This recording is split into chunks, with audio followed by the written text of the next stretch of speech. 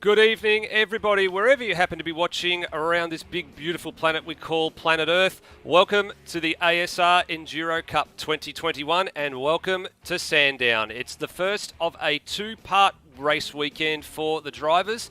Tonight, it's all about qualifying, where you qualify and where you start the race on Sunday.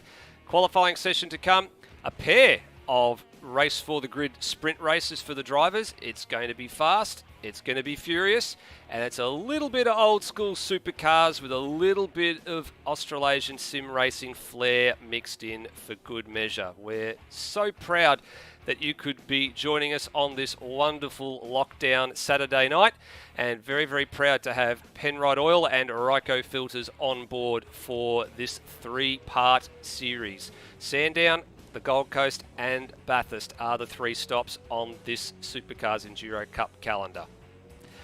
As usual, bringing you all the Supercars action this year. My name is Stephen Devries, and it's a pleasure to have not only one but two specialists, I guess we can call them, with regards to all things endurance. They've been doing a fantastic job with TCAC and endurance-related broadcasts for ASR over the last couple of years. It's a big, big welcome to Michael Zalavari and Kiwi Chris Riddell.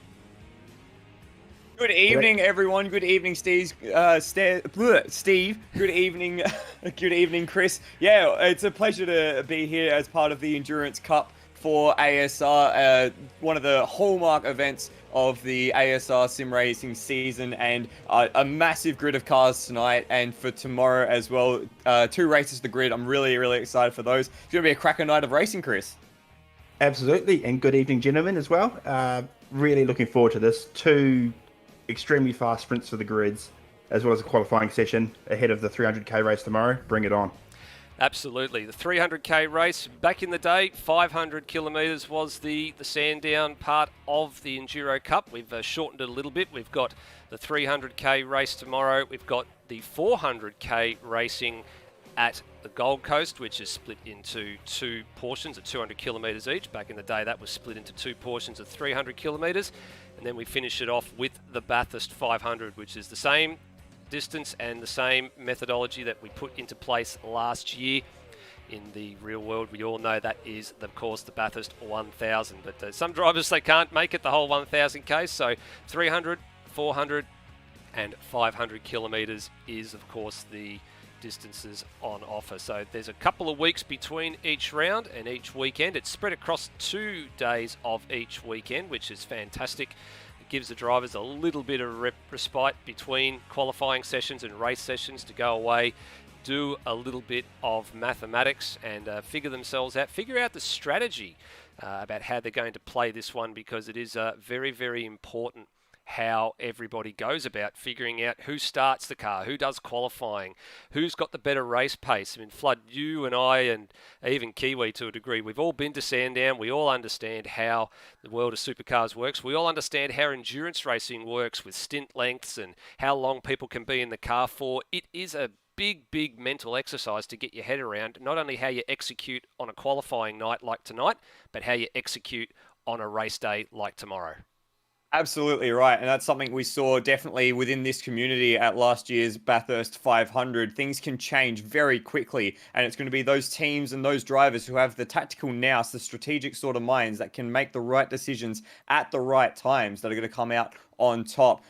Sandown is one of those very fickle tracks. It's not an easy corner on the circuit. And yeah, if anyone makes a mistake, brings out a safety car, the face of the race can change very, very quickly. And it's important to note here as well that, yeah, because the minutes, the lap times around a minute 10, it's very easy to go a lap down as well. And if you do that, very hard to get that lap back in a field as competitive as this. Yeah, you're so not wrong. Being on the pace for full 300Ks in the race and how you handle tonight's 10-lap sprints will go a long way to getting a good result tomorrow afternoon. And on top of that as well, we've not gone through the traditional means of allocating an A driver and a B driver. We've sort of left that up to the teams themselves to work out who they want to be primary, secondary, or how they want to treat it, because there are some drivers in the field that are pretty well matched in terms of pace to each other. Simple case is, tonight, if you do qualifying, you do not do the first of the sprint races, you'll be doing the second one. And then the driver who didn't do qualifying does the first sprint race. So you can pick and choose how you want to slice and dice this one. You can try and qualify up the front, maybe hand it over to your teammates, see if they can hold them off, and then maybe bring home some points, because there is points tied to the sprint races, or the race for the grids as they call them. Or do you try and qualify somewhere in the mid-pack, maybe advance a little bit, put your maybe slightly slower driver in, see if you can hold off for a good position. But you've got to think about the long game. That's the important part, isn't it, Chris? Thinking about the long game, because the long game's tomorrow. Indeed. Today's really just for show, getting a position on that grid. Really, the points for tonight, while they're great, that's not what everyone's looking at. No, they're looking at it all for tomorrow, and it's important to know. We have a look at the race weekend schedule, so you know how this works. So tonight, we've just concluding at the moment the 2-hour practice session. There is a driver's briefing going on at the moment, so we won't be too far away from dipping into 15 minutes of qualifying, which is a little bit longer than we traditionally do in the Supercars world. We normally do 10 minutes, but it's a special series, so it's 15 minutes. There is then the 2 10-lap races for the grid after that. As you can see there, drivers in grid number 1 progress through to the second race, and there's a progressive order between the 2 races as well. Some stuff for tomorrow as well, which we'll get into a bit more tomorrow about the driver minimum laps and how far you have to go, but you can see there is 50 points per sprint race to be awarded for the winners of each race, and on top of that there is points paying all the way down the order. So it's very, very important that you not only keep it clean, but you finish the races, keep those points ticking over, because it will set you up for a good points haul, at least to carry something through into the race session come Sunday lunchtime. So actually probably need to cover that off here too, gentlemen. It being a 2-part series, qualifying's tonight. The broadcast for the live stream for the race tomorrow will go to air just before 1 o'clock Eastern time. So live stream will be up about 12:50 p.m. Eastern, so that's Melbourne, Sydney, Brisbane. And then the racing will probably get underway around about 1:15 in the afternoon and go for, well, we're predicting based on the pace there, it's probably going to be the better part of about 2 hours, give or take. Nice, tasty morsel of motor racing for your lunchtime. I really have been missing the full-fledged Supercars series throughout the extended string of Eastern Coast lockdowns. It has made my weekends a lot less fun in the middle of the day. So good to have some racing back, and yeah, can't wait for everyone to join us for that broadcast tomorrow. And I'm just so excited to actually have these races take place. It's going to be, for those who missed out on Supercars action, this is going to be a pretty damn close substitute. Yeah, it's in real world. I mean, we all look at the iRacing E-Series as well, and we keep thinking, you know what, we've actually been, I guess, pretty fortunate to have those sorts of things going on while there's been the East Coast lockdown, similar to what happened last year. Got some word through today as well that, of course, the looks like Phillip Island's been cancelled. Looks like Windsor's probably next to be on the chopping block. There was a few issues that I've heard with making all that work, and they're not. And obviously, Gold Coast is the other one that has now gone the way of the other two. So it looks like there's going to be a very limited opportunity for Supercars to finish their calendar. Probably not going to be till later on in the year as well, so not until sort of November. So if you're looking for things, it's going to be the likes of the iRacing E-Series. It's going to be the likes of this Enduro Cup for the better part of the next month or two. If you're looking for anything Supercars related, for Supercars Fix, please like, share, subscribe, and kick these streams around, because we're going to be having some fun. We're going to be really, really enjoying ourselves over the next month and a half. Is how everything goes in the land of Supercars. Yeah, and you've whipped out a few new toys for us to play with, or for you to play with on the broadcast for this event, haven't you, Stephen? You've got a few things up your sleeve that we'll get into a bit later on. Yeah, we have got a few little things. We've been trying to do a couple of things with, obviously we've got sponsors on board this year with Penrite Oil and Ryco Filters. Penrite being no strangers to motorsport. They've been around the motorsport scene for years and years and years. If you were tuning into the pit lane draw earlier in the year, you would have actually in the week, actually it was on Sunday, not all that long ago, you would have actually realised that we made mention that they just sponsor everything right from the karting ranks. There's people that have, like Nick Shembry over here in the great state of Victoria, been an ambassador for Penrite for quite some time in the karting scene, right up to, sponsoring the Kelly Grove Mustang with David Reynolds and beyond. There's a lot more than just your typical, grassroots type of sponsorship, which is really great to see. And then Ryco Filters basically the same. They call them the professional's choice for automotive filters for a reason. And their expertise not only extends into, the road car going thing, also into the commercial realm. And they've also got a bit of a heritage with sponsoring stuff in the motorsport scene as well. So great to have two iconic brands in Ryco Filters and Penrite Oil on board for the duration of the Enduro Cup. And a big shout out to Scott Stancliffe over there in New Zealand for the mutual introduction to those couple of gentlemen who have offered to put some prize packs on the table for how we see fit for the Enduro Cup. We haven't decided how we're going to distribute that just yet. In actual fact, we don't know what we're getting, but we believe it's some merchandise packs. There's shirts, key rings, all those sorts of things, all the things that guys like to get their hands on. And, I'm sure they'll be very, very happy to see what comes their way when whether they're winning pole positions, whether they're winning races, or whether they're getting awards for being, making the most amount of places in a race or something like that. I'm sure it's going to be great. Free merch is always good, right? Absolutely. It's like getting a free ride. I think when I was lucky earlier this year to get a free ride at Sandown by virtue of Penske. They've obviously got a tie-up with Dick Johnson Racing.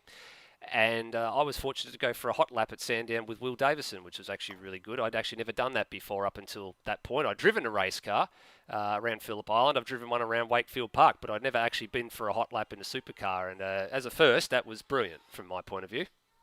Damn, I'm jealous. You lucky devil.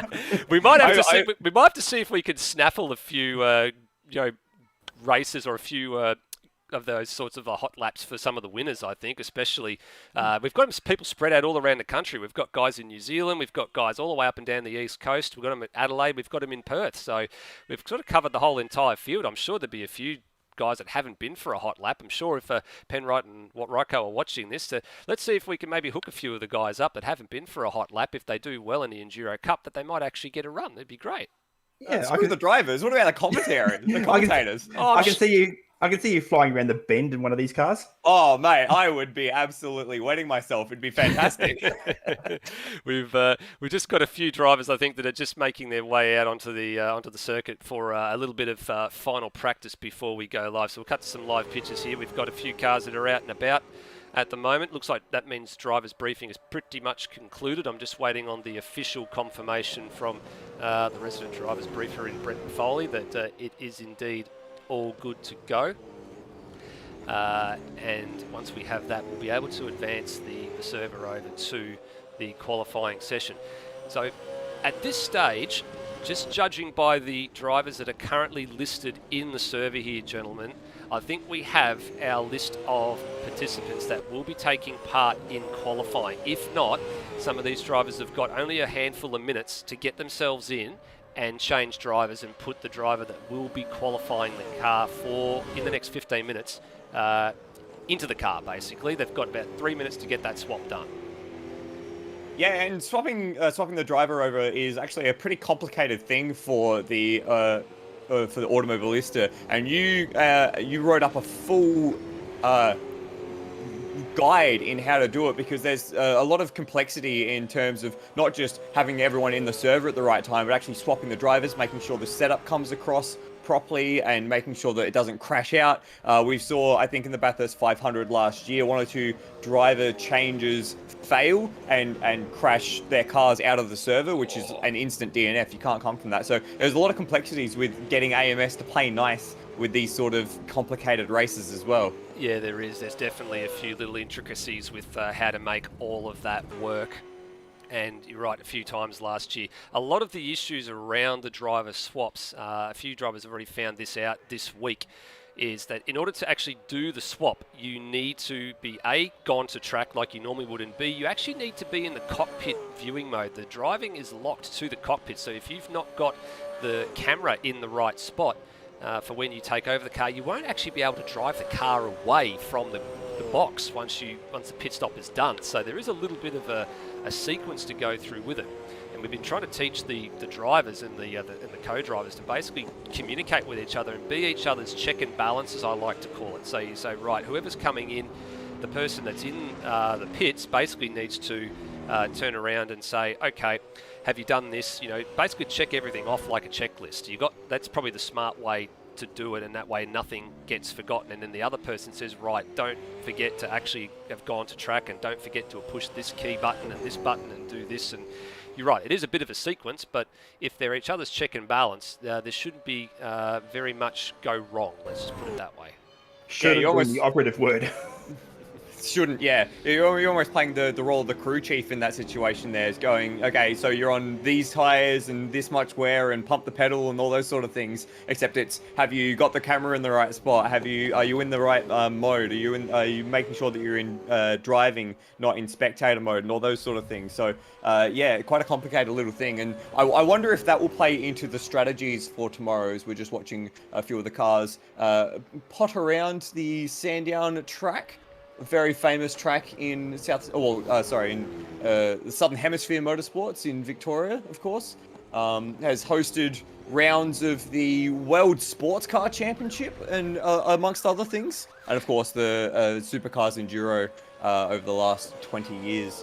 It's actually interesting to note that a lot of people forget about that World Sports Car Enduro, don't they? There's actually a lot of sort of the old remnants of the track still around. From when that took place. Most noticeably on the run down the back straight, there's a couple of sections off to the left, which when we go on one of the onboards, you can actually see where the circuit dives off to the left and where it comes back on from the left. And it sort of goes, then it sort of came infield, and then after that, it came back out. And they're mainly used nowadays as service roads, so there's not actually much of that infield circuit left. I think there's a couple of people that have got an iteration of the game that actually has that layout, but it actually doesn't look all that great. I think a few people have tried to reprise it, but it's going to take a little bit of effort to do so.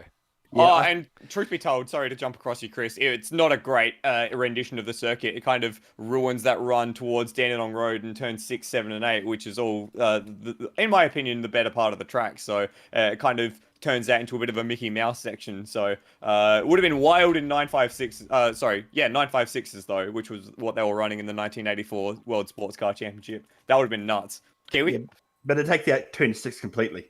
Yeah. It does, Which is an absolute no-go for me. And it was pretty much like Bahrain's extension. Yeah, that's actually a great way of putting it. That is actually probably a good way of putting it.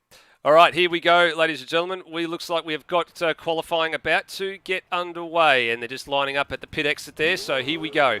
The ASR Enduro Cup in earnest is about to kick off. There it is, 15 minutes, and it sets the order for grid race number 1. It's unlimited laps. That's the important thing you need to remember. These guys can turn as many or as little laps as they want. But it's all about where you start this first grid race. So there'll be some quick guys that'll go toward the front. There'll be a few guys that might just hang back a little bit, think it might be better for them to run the first race rather than the second. Big lineup of cars exiting the lane. Massive lineup of cars. It's headed by the ERT duo. Dane Liccardo is the first one to head the ERT cars out onto track. Ethan Griggault right behind him. And then comes the Penwright and Ryko car, which has currently been piloted by Scott Stancliffe. Now, we're going to get a little bit more into detail about that one. There is a little bit of late braking mail with that car.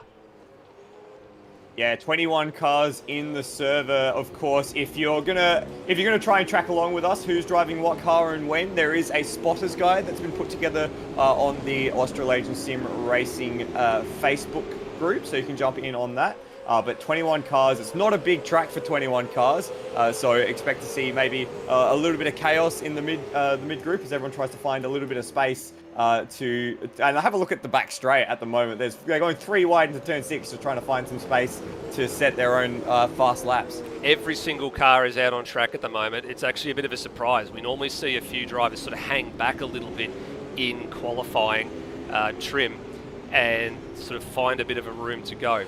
Well, Dane Liccardo's the important one. He's just gone out and decided he's going to set the first lap here. So let's ride on board with car number 266. on the approach to turn 1. Kiwi, talk us through it. Yep, coming into turn 1, hard braking to a really tricky 90-degree left. Then we use a little bit of apex grip. Then the track sort of dips a bit, and then as you brake hard to 2, 3, using as much grip as you can, get the car on 2 wheels. Turn 4, I love this corner on the track. The wall comes right at you, and then you start to climb up towards turn 6. So down the back straight, 5th gear, absolutely flat track. That turn 5 is very much a nothing corner. Then you come over the brow, then you get ready for one of the craziest corners of motorsport. Turn 6, hard on the brakes, chuck it in, use it, plenty of apex grip, and then hard into Dandenong Road. That gravel trap's caught out a lot of people in the past. Then we go under the Penbright Bridge. Braking just after the 100, so 70 metres out from this great complex. Slowest part of the track. Pit lane here on the right. And then you're coming out onto the front straight. And that's a very quick lap of Sandown International Raceway. And Daniel cut across the line to 108.389. Not a bad opening salvo as well. So a 108.389 for Liccardo. Griggould behind, immediately surpassed into the 107. So it didn't take long. We're into the 107 bracket. Qualifying lap record has actually already been broken. So there it is. It was a 107.4 from Kurt Stenberg from last year, and that is now officially gone. We'll have a look at those old track records in a few moments as the times start to come in. So only 2 cars so far under the 107, so 108 bracket. Griggould, who's going for a second fly, is just slightly down at the second sector split. And then you've got Luke Rosell and Parramatta Speedway Racing, Commodore, tucked in here behind Xavier Kokai. And he's getting a little bit of a tow, but I don't think he'll be too pleased here with the other ERT car sort of slightly ahead here. This is where it starts to get a little bit tricky. Someone's going to have to give way at 6, and they don't want to give an inch. And that's ruined a lap. Now, that's the problem there too. I mean, both those guys were on fast laps. They didn't sort of have to give way to each other, but somebody probably in that one, I think, should have probably yielded. Yeah, no need for that. You'd barely go too wide in there in a race, let alone qualifying. That was just needless. Yeah. There's no need for that, and both of them had set their personal best first sector, so both of them are obviously on it. But I think as much as you'd love to see the guys going fast, and you'd like to see the faster guys taking their lines, the fact that the move wasn't cleanly made by Rosella before the apex, you just got to back out of it. There's another almost 11 minutes as we've got a yellow flag at turn 1, it looks like. No, that's been cleared. A little bit of action down the field. We've got another car, I think, in the 7s. We do. Just trying to find. It looks like Lime Mitch. Oh, Lime Mitch, very it's close. An 8 flat. An 8 flat for Lime Mitch. So he is currently about to cross the line. He goes into the 7s. There we are. A 7.89 for Lime Mitch in the Tamir All-Australian Races machine. Very good job for Lime Mitch. He was actually one of the best qualifiers last year in Super 2. Him and Scott Stancliffe were head and shoulders above the rest. Lime Mitch would produce laps that were not only 1 or 2 tenths faster than a lot of the other guys in Super 2. They were sometimes 6 and 7 tenths faster. And that was in a pole position, essentially a shootout every single round. It was a 1-lap dash, and he was one of the kings of it. He was very, very good last year in Super 2 qualifying. He's just been eclipsed for 3rd place by Dane Liccardo, though, who jumps in with the 107.821. So another one making their way into the 107s. Pace is really starting to heat up. We've got a car that's backwards. We've got a couple of cars in a bit of trouble here. So we've got John McDonald's had an issue off of turn number 4 and is going backwards here. Let's have a look at what happened here on the Ryco replay. We'll see if we can pick this one up. He's actually got the car going again. So he's sharing with Ben Hall, and I don't think he was on an actual hot lap here. So he comes into, there was a couple of cars spinning out. Yeah. Looks like the Turmo Rutledge car from behind, and just gassed it up on the curb a little bit too much and looped the car. So no harm done. It wasn't such a big issue. He's just had a little bit of a mishap there, and he was on a quick lap at that point. So he's actually had to throw that lap away. Cool thing about sim racing, you can just hit escape and go again. Yeah, we continued on. He actually got reverse gear and found a little bit of a spot where he could actually do a flick spin and get going again. But he's now got the Higginson-Cox machine behind him, actually with Daniel Cox aboard. Now, Cox goes through. He's on the hot one as well. He's about a second up on his PB. Yeah, he is too, and he's about to come across the line now. Actually, he's been stung for a track violation there. So the current Super 2 points leader is on the march to turn 1. He's actually got a fairly comfortable lead in Super 2. It's almost a full round victory in terms of points at the moment, Daniel Cox, and pairing with one of the Super 2 newest race winners of ASR, Nathan Higginson. That's why it's a split design. These guys have done a lot of livery work for a lot of drivers in the field this year. So you've got Higginson Media Engineering on one side, and you've got Daniel Cox Designs on the other. Just to interrupt you there, Nether. Yeah, we've just got Luke Rosella, who's gone top by 200ths of a second. I think Kiwi and I were watching the same thing. We had the same thought at the same time. Yeah, purple final sector for Rosella. So 107.309 is the time to beat as he gets a lot of curb at turns 2 and 3. So it looks like he's trying to go again, but I don't think based on that first sector, he's up. Yeah, just by a little bit. Come back to him in a second. Let's see if we can get a read on the time from Daniel Cox. He wasn't looking too bad, but he is the last man to really set a proper time at the moment. And he goes with a 108.6, so that puts him up into the mid-pack with 11th. Let's return to Rosella. He's still up at the second sector split, but he's got the Taipan and Matt Cecil Mustang just ahead of them at the moment.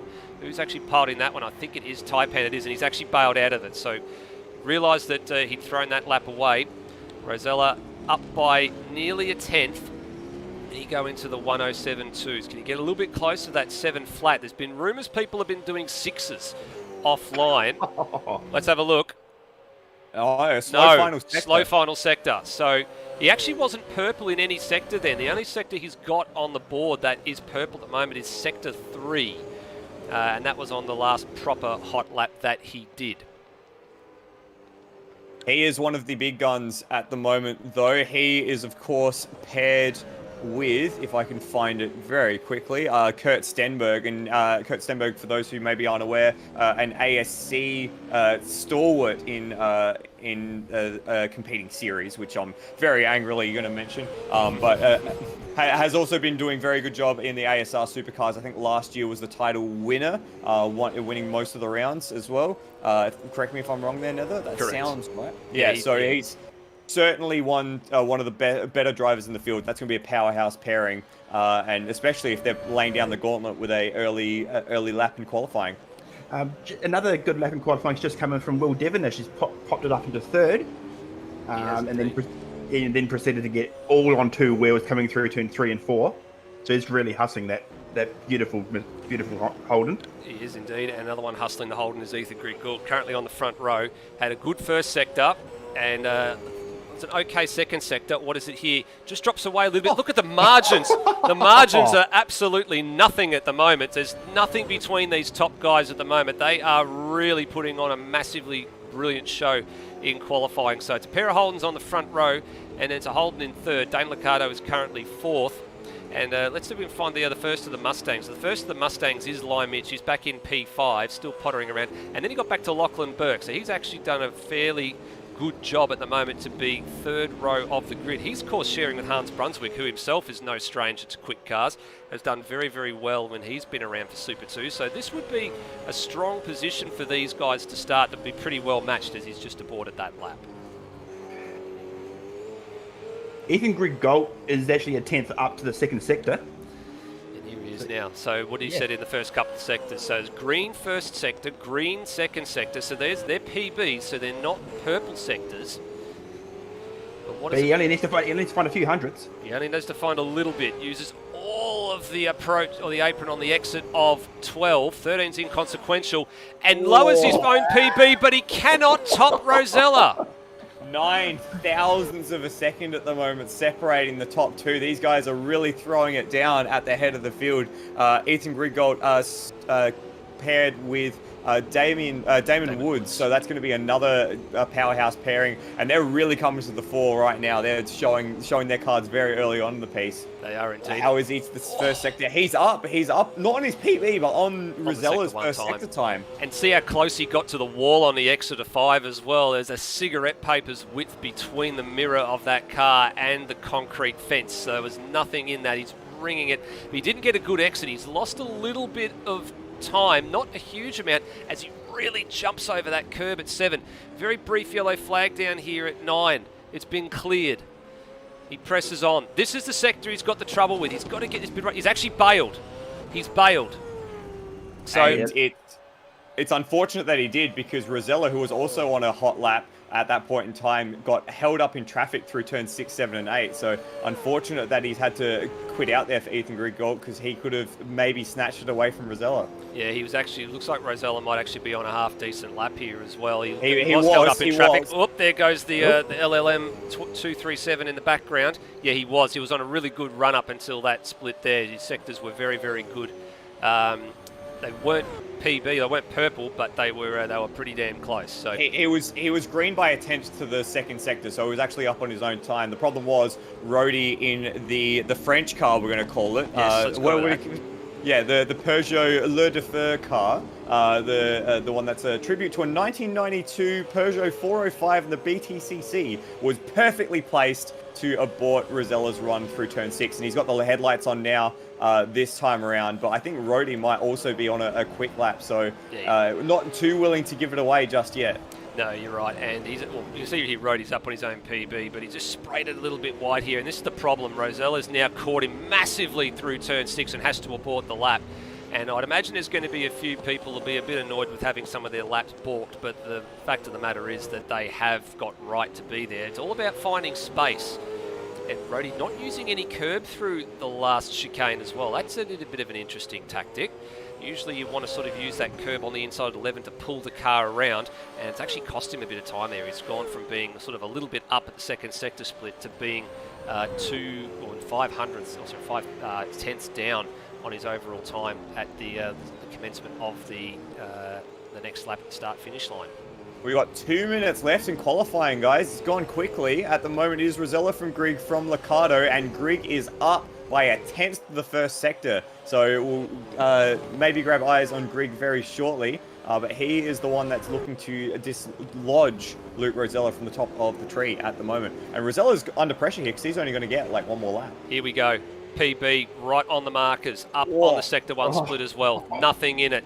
This has got to be the lap, I think. I think if you get to the line here, you'll get one more. You'll pretty much be almost right on the cusp of getting two more. Depends on what he's got fuel and tyre-wise on board. But I don't know, that's a bit of a slower line compared to a number of drivers through that final corner. But depending on how he goes, it might be okay. No, dropped away at the last minute there. So it was a bit of a slow. So he's setting himself up for a final run here. And has he got the space ahead of him? He has. He's got a nice little chunk of space ahead of him, as Dane Liccardo on my screen grabbed so much curb at turn 3 that he almost flicked the car over. He's got his headlights on ablaze, but he's not going to improve this lap, and that's probably going to be his last effort.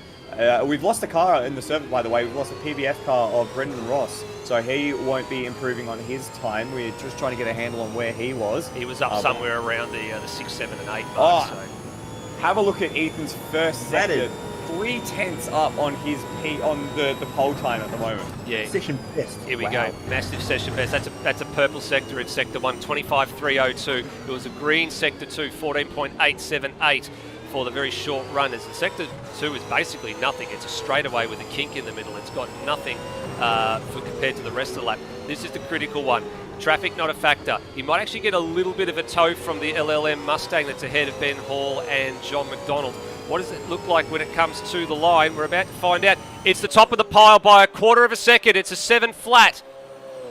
That's a fantastic play by Ethan. Luke Rosella's actually doing pretty well, just coming through sector 2 now as well. Yep. He might be able to respond. Yep, here we go. So this is going to be very, very tight between the two Commodores, some of the big guns as we keep calling them, as they keep going now. Griggold's got to keep going here just in case this time gets dislodged by Rosella, and he's actually been balked a little bit, so he's down by 10 3/4, and Rosella can't top the time, and that's his session done. So Griggold's got the pole. There's no problems with that, and the front row is going to be the number 277 and the number 2. As a couple of guys are coming into the pits. What have we got coming along the line? It looks like Tim Redmond yeah. For Kiwi Sim Sports. And he goes to the 10th line and stays 10th. So no improvement for that car. Next up is the Dane Liccardo car, the 237. Yep, so he's the next one we want to get eyes on. And he's coming to the line now. Again, no improvement. Behind him, Lime Mitch. Maybe... Actually, well, there is an improvement there. He's gone up to 4th. He's actually gone ahead of Dane Liccardo, so that's important. Wow. That's a good improvement for Lime Mitch. Very, very nicely done. Next, Cox and Higginson don't improve, I don't think. No? No, And then it looks like everyone else is aborting. Yeah, Brody's the last one. Oh, we got 2 more on track, it looks like. Xavier Kokai and Taipan, they're just coming around the final corner now. And these guys are done. They've seen the checkered flag already, so they're coming into pit lane. So it is going to be Ethan Griggle who will lead us away. Well, his car will lead us away. The Evolution Racing Team car will lead the first race for the grid. It'll be at the hands of Damon Woods, though, who takes that one away. He takes the pole from Luke Rosella, then Will Devonish, Lime Mitch, and Dane Liccardo rounds out your top 5. Lime Mitch, the only Mustang in the top 5, I noticed. He is indeed. So we're just waiting for a little bit of confirmation just to see what happened to Brendan Ross. We're getting some word through. It looks like his game's actually gone down. Looks like it actually might be an internet crash as well in the area for Brendan Ross. So we'll just see what happens with that one. We'll take a brief pause here for a minute. We'll go back to the live pictures in just a moment once we've worked out where everything is going on. But cracking qualifying session. Left it right till the end there for Ethan Griggle to snatch pole away from Luke Rosella. Having a look behind as well, not much in it between Will Devonish, Lime Mitch and Dane Liccardo. There's only there's actually less than a tenth separating 3rd, 4th and 5th, so that's a really good result. And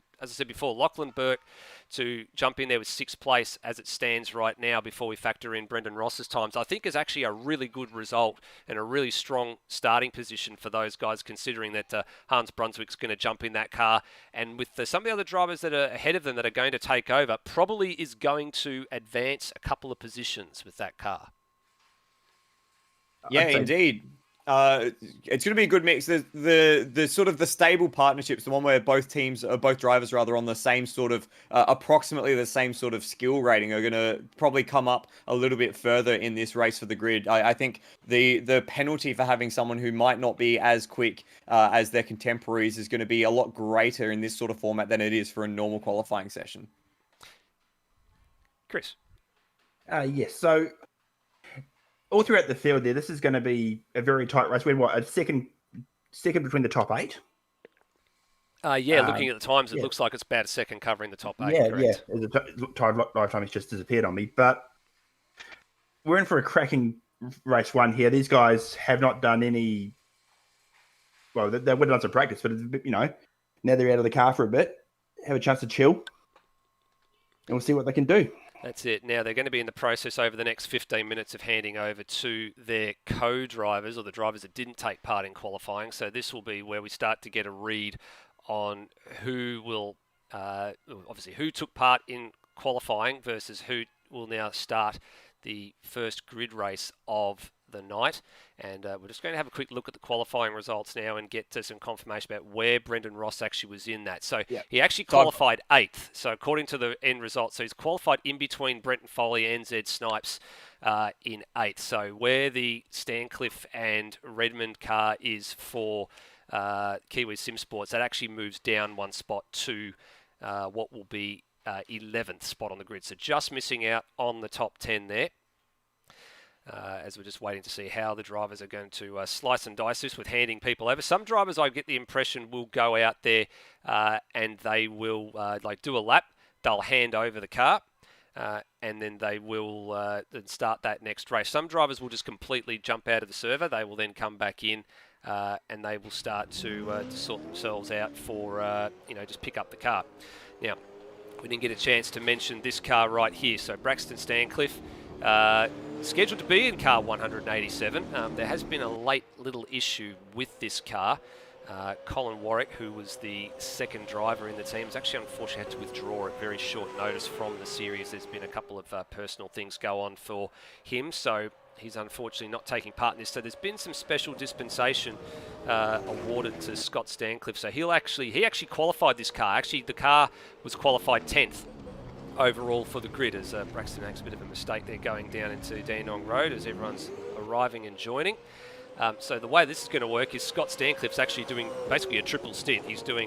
Did qualifying in this car. He's about to do race 1, which is with his usual co-pilot in Tim Redmond. He's about to do race 1 of the race for the grid coming up in a few minutes. And then he'll get back into this Penrite car and do the second race, and then they're actually looking to try and get a driver for Braxton for the race on Sunday. So there's actually, a big call going out at the moment. If anybody's out there that wants to have a run in the Enduro Cup that didn't have a drive already, or they're not sure, and even if they just want to do the minimum driver laps tomorrow, there is a call going out to about half a dozen guys and girls trying to see if anybody would be interested in jumping in and having a go.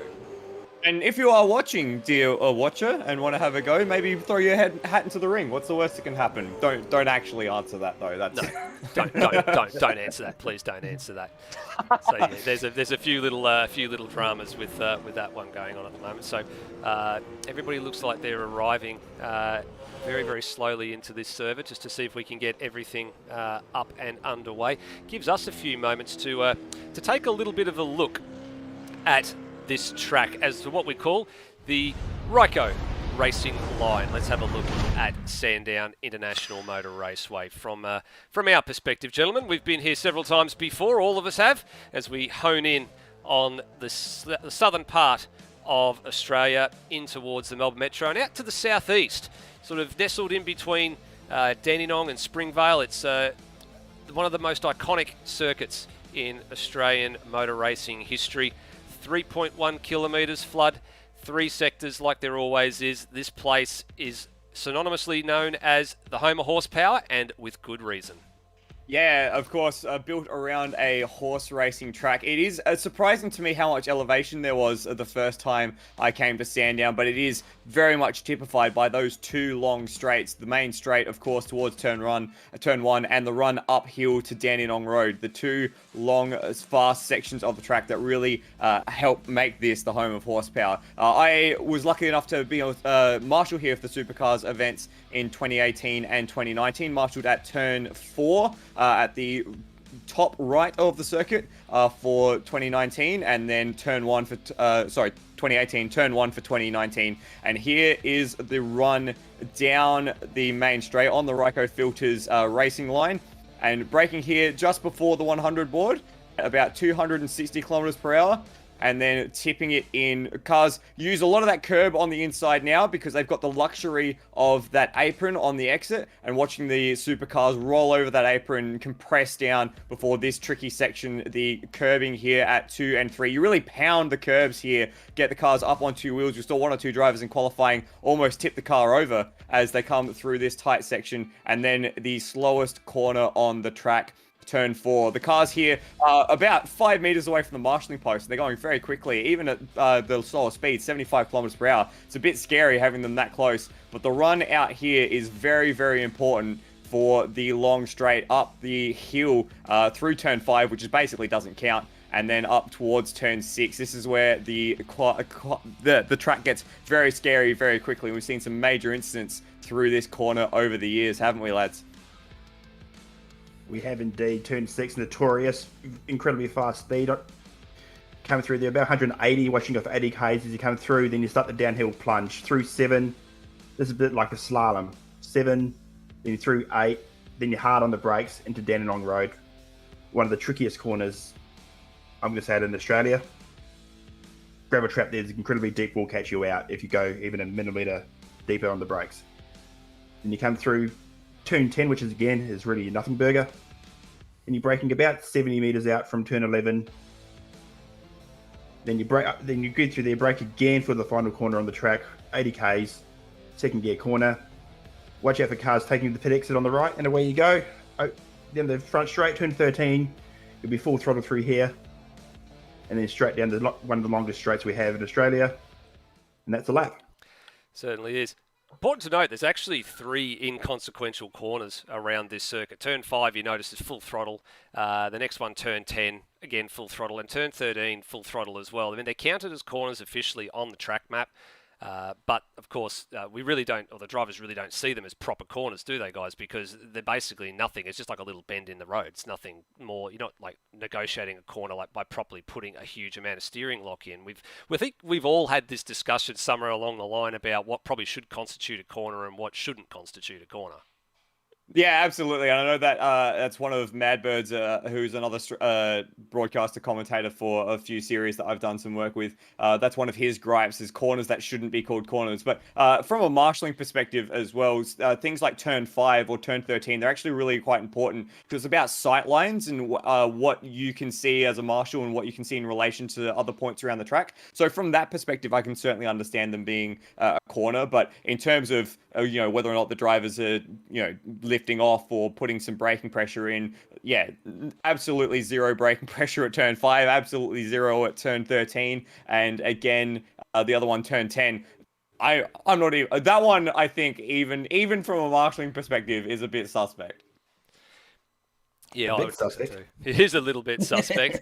Yeah, now we've just got a very short, or the practice session going on now at the moment with everybody just sort of jumping back in. I think it's actually just been reset. There's been a couple of little dramas with getting a grid sorted out. So there are a few drivers that are just circulating at the moment as they've gone back out, getting themselves together. So we're just waiting officially to see how everybody places out here, but you can see Darren Kemp there in the C7 car. He's taken over from Steve Burko, who qualified that car. Where'd they end up? They actually ended up 13th overall, so that's actually not a bad result for that car. If we do need to fill in some time now, I have a story about marshalling the races for the grid in 2019 that I can share. Well, go for it. This is an interesting one that we probably need to have a discussion about. Let's go. So for me, the race in the grid 2019 was the most fun I've had as a marshal at a Supercars event, and the reason why is because of blue flags. So I was on blue flags at turn 1. Which is of course, the corner at the end of the main straight.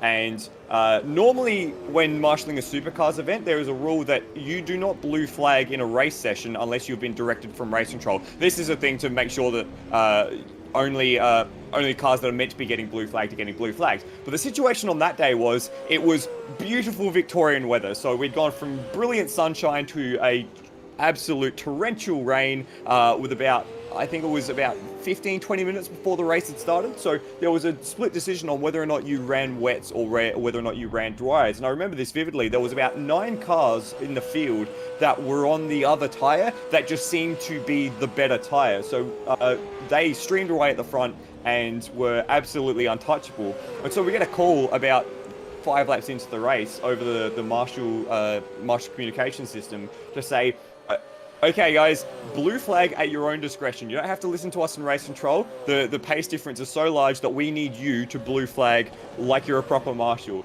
And oh boy, that was a great fun day. It's one of the very few times I've been able to blue flag Jamie Whincup on purpose and get away with it. Wow. But it was a really fun experience because it's a bit of freedom that you don't really get at a Supercars event as a marshal to do that sort of stuff. And I had a lot of fun because it's one of those things that you can sometimes get lost in marshalling in the shape of the race. You kind of are staring down the track, you see cars come, you see cars go, it kind of sort of fades into this unconcentrated sort of blur. But for some reason on that day, I was kind of in that moment just entirely concentrating on where the cars were on track, and it was one of the most fun experiences I've had as a marshal, despite the beautiful Melbourne weather. There you go. Talk about what your experiences here of Sandown, Chris, because you're a local like me. Yes. My first time at Sandown was actually on a school trip back in high school. We went down for a Friday session of the Nations Cup. Oh, wow.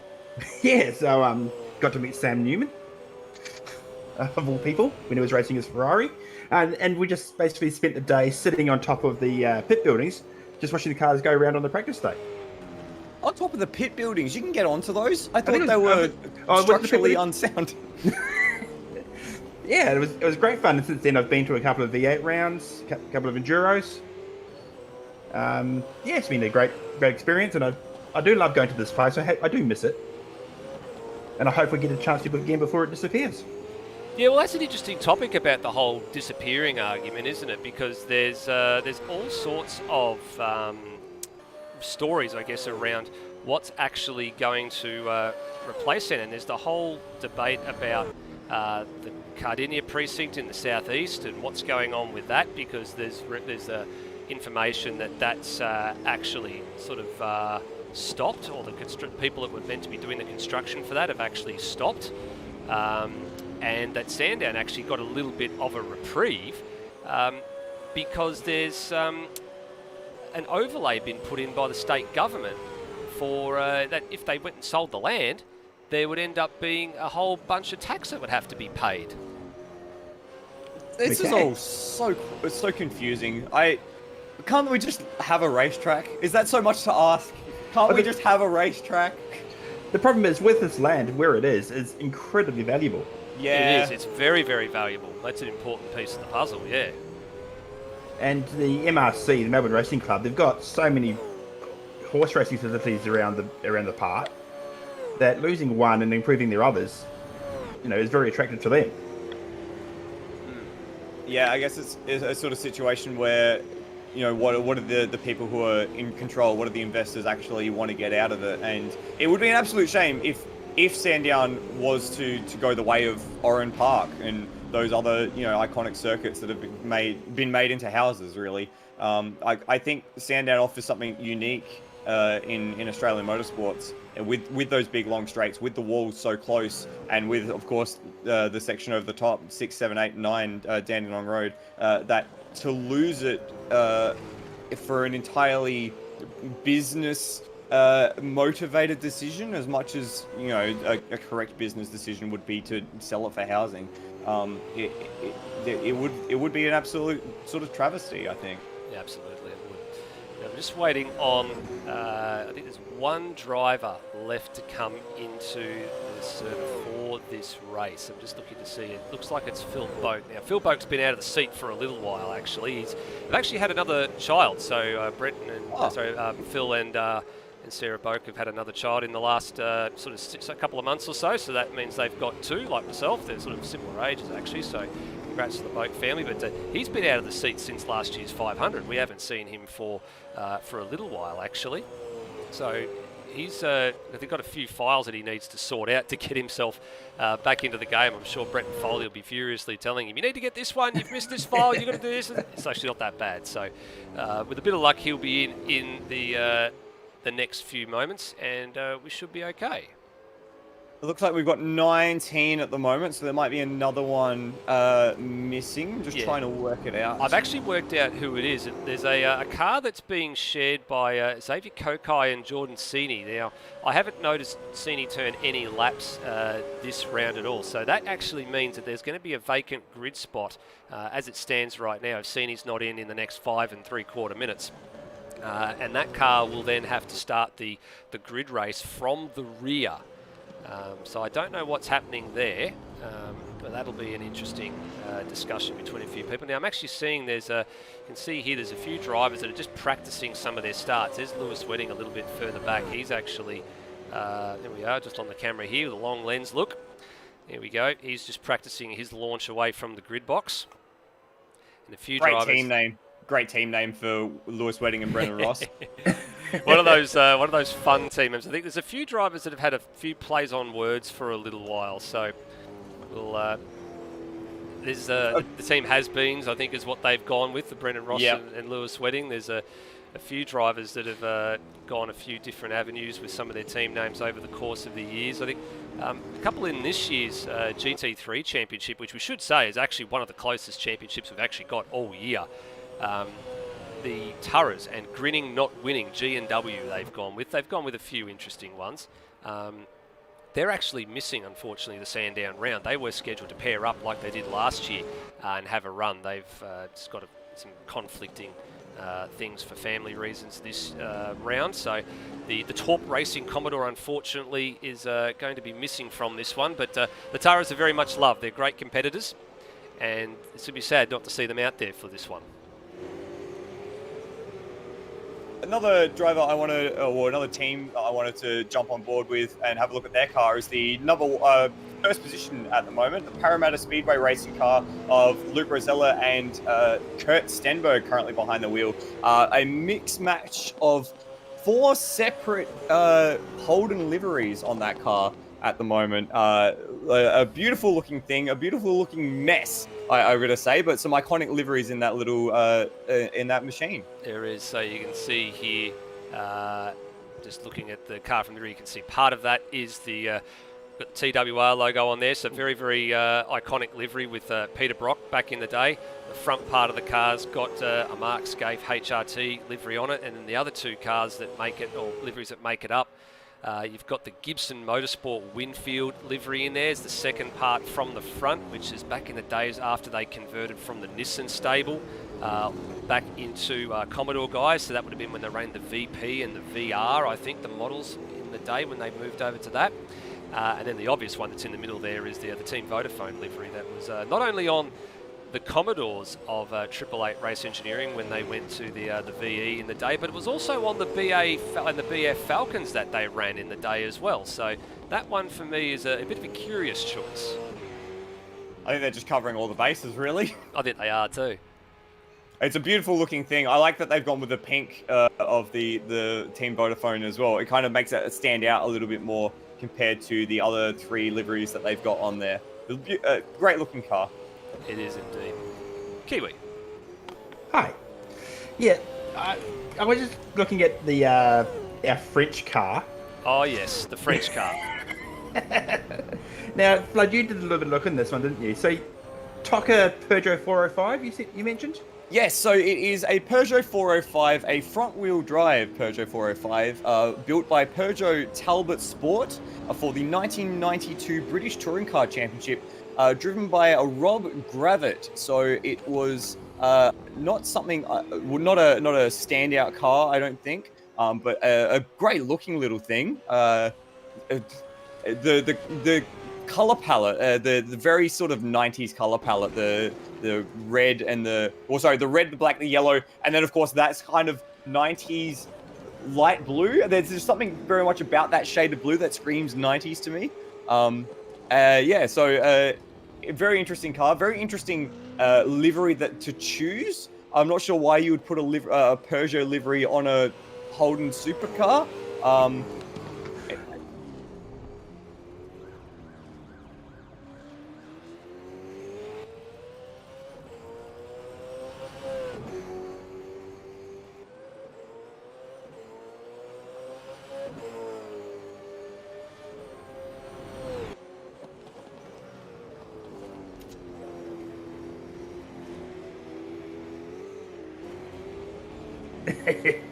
Yeah. Oh no. Oh no. I'm also putting it down to the drivers who just being who they are, because I know them both.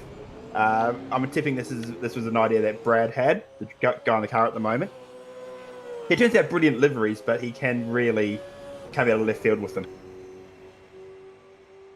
I think this is a less out of left field and more out of the paddock at the back. It is a bit of a weird one. Just for your information, that car, the number 45 Peugeot 405 in the 1992 season, where did that finish in British Touring Car Championship? I am actually trying to find it, and it's proving to be very difficult because it's not near the top, I don't think. That says a lot. It is a lot. So Rob Gravett, who ran that car, finished 24th overall with 1 point scoring finish in 10th place, earning him a single point. There you go. Let's have a look at the... that was the only point scoring finish for that car. That is. And on top of that, there was another livery that those guys had actually picked, and there was a bit of lobbying going on because, let's face it, Rody wanted to actually run the number 1, and we said to him, no, that's reserved for series champions that elect to want to use it, and that then forced a bit of a scramble and a rethink as to what livery they wanted to do. So I don't know what they were planning before they decided they had to go with this car. It's a bit of an unknown. Did the Peugeot WEC car ever run one flood? Ooh. Oh, here we go. I think they might have. If you're talking about the 908, that would have run the number 1 in 2011 because they won. No, sorry, 2010 because they won the 2009 event with David Brabham, Marc Genet, and was it Sebastian Bourdais or was it Christophe Bouchou in that car in 2010? 2009. Might have been It was someone French, because of course it was someone French. So they would have been running the number one for the 2010 race, which of course proved to be a bit of a downfall for them because they had 3 engine failures on 4 cars. 3 engine failures on 4 cars. An identical engine failure on 3 cars. Wow. There you go. Yeah. You don't see all that all these days now, do you? I actually did a hell of a write-up on it on our WC subreddit about it. It was actually my first Le Mans as well. It's iconic, unfortunately, the fire spouting out of the exhaust. But that's a story for another day, because we have the end of that little practice session, and hopefully that means, Nether, the start of race 1. Yeah, we're just waiting. We're advancing up to session 1, and we're going to get a batch file run, and that'll tell us what we need to do and where all the grids are going to be set. There's a little bit of information coming through about who's going to be starting and where they're going to be starting, because there's looks like one of the cars that qualified, the Xavier Kokai car, doesn't look like it's going to participate much further in the events of this evening. So that's a bit of a sad one. So a few cars have been moved up. We've got 20 starters then for this next race. So we're about to advance through to the race session. So race 4, the grid number 1. And all we've got to do is just wait for the cars to start making their way out onto track. So here we go. It's been a little bit of a delay. Apologies for the delay, but here we go. Time to get race for the grid number 1 underway. 10-lap sprint, and the results of this one will determine the starting grid for the next race for the grid. So to remind you, the drivers that did not qualify the cars are starting this race, and the drivers that did qualify the car will be starting the next one. Okay, there's been a slight little a little hiccup here. I'm just trying to see what's happened. Looks like we've actually just been reset.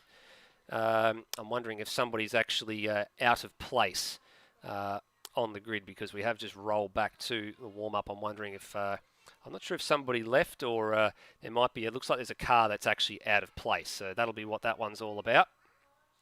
And they're just going to have to move a few drivers into the right spots, it looks like. There we go. That's all been sorted. And we'll try this one again, I think.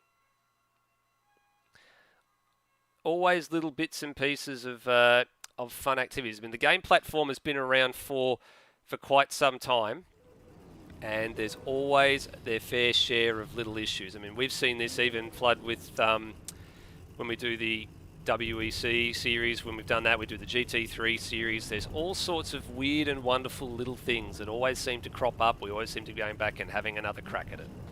Yeah, and they always seem to pop up in a race session as well. It's never in a warm-up or in a practice session or in the server that's been running the whole week. It's always in the race where these just weird things happen. And I swear it's because AMS just doesn't like what it's been told to do. The life it has to exist now as a 15-year-old platform.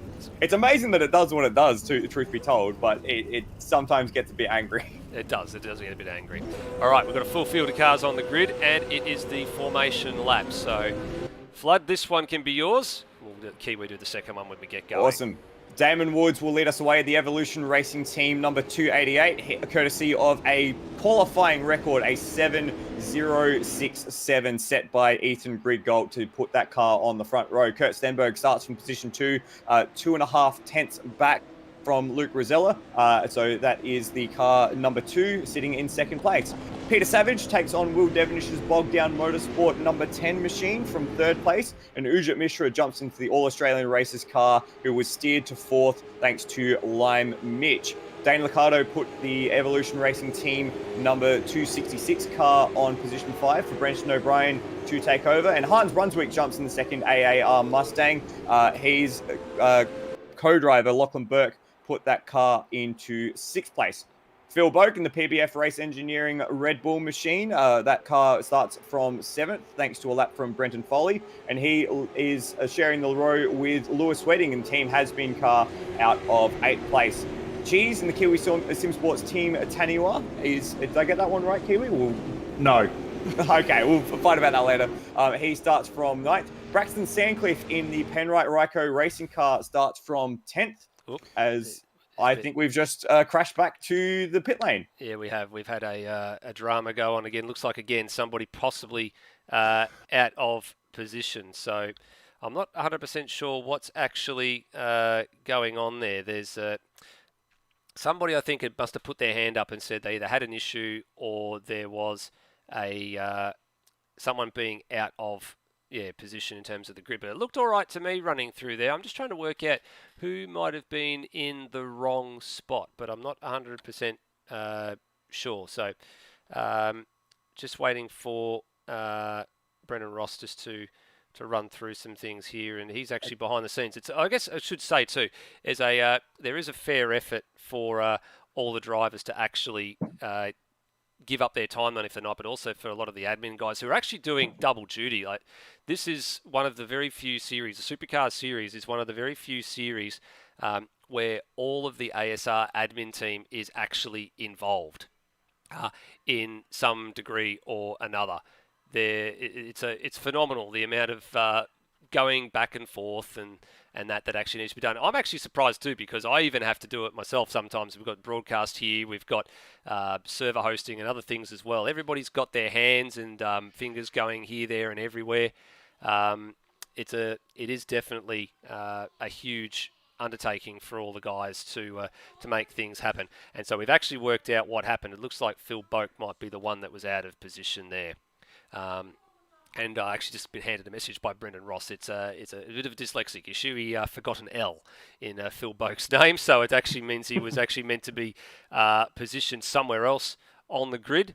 And it's just one of those things too, because we're so used to the people who qualify the car, then starting the car. It's not a major issue. This is one of the very first times where we've actually got to do a little bit of a swap. So there's a little bit of effort on the back end to make it work, and for the drivers to, I guess, to be a little bit patient sometimes.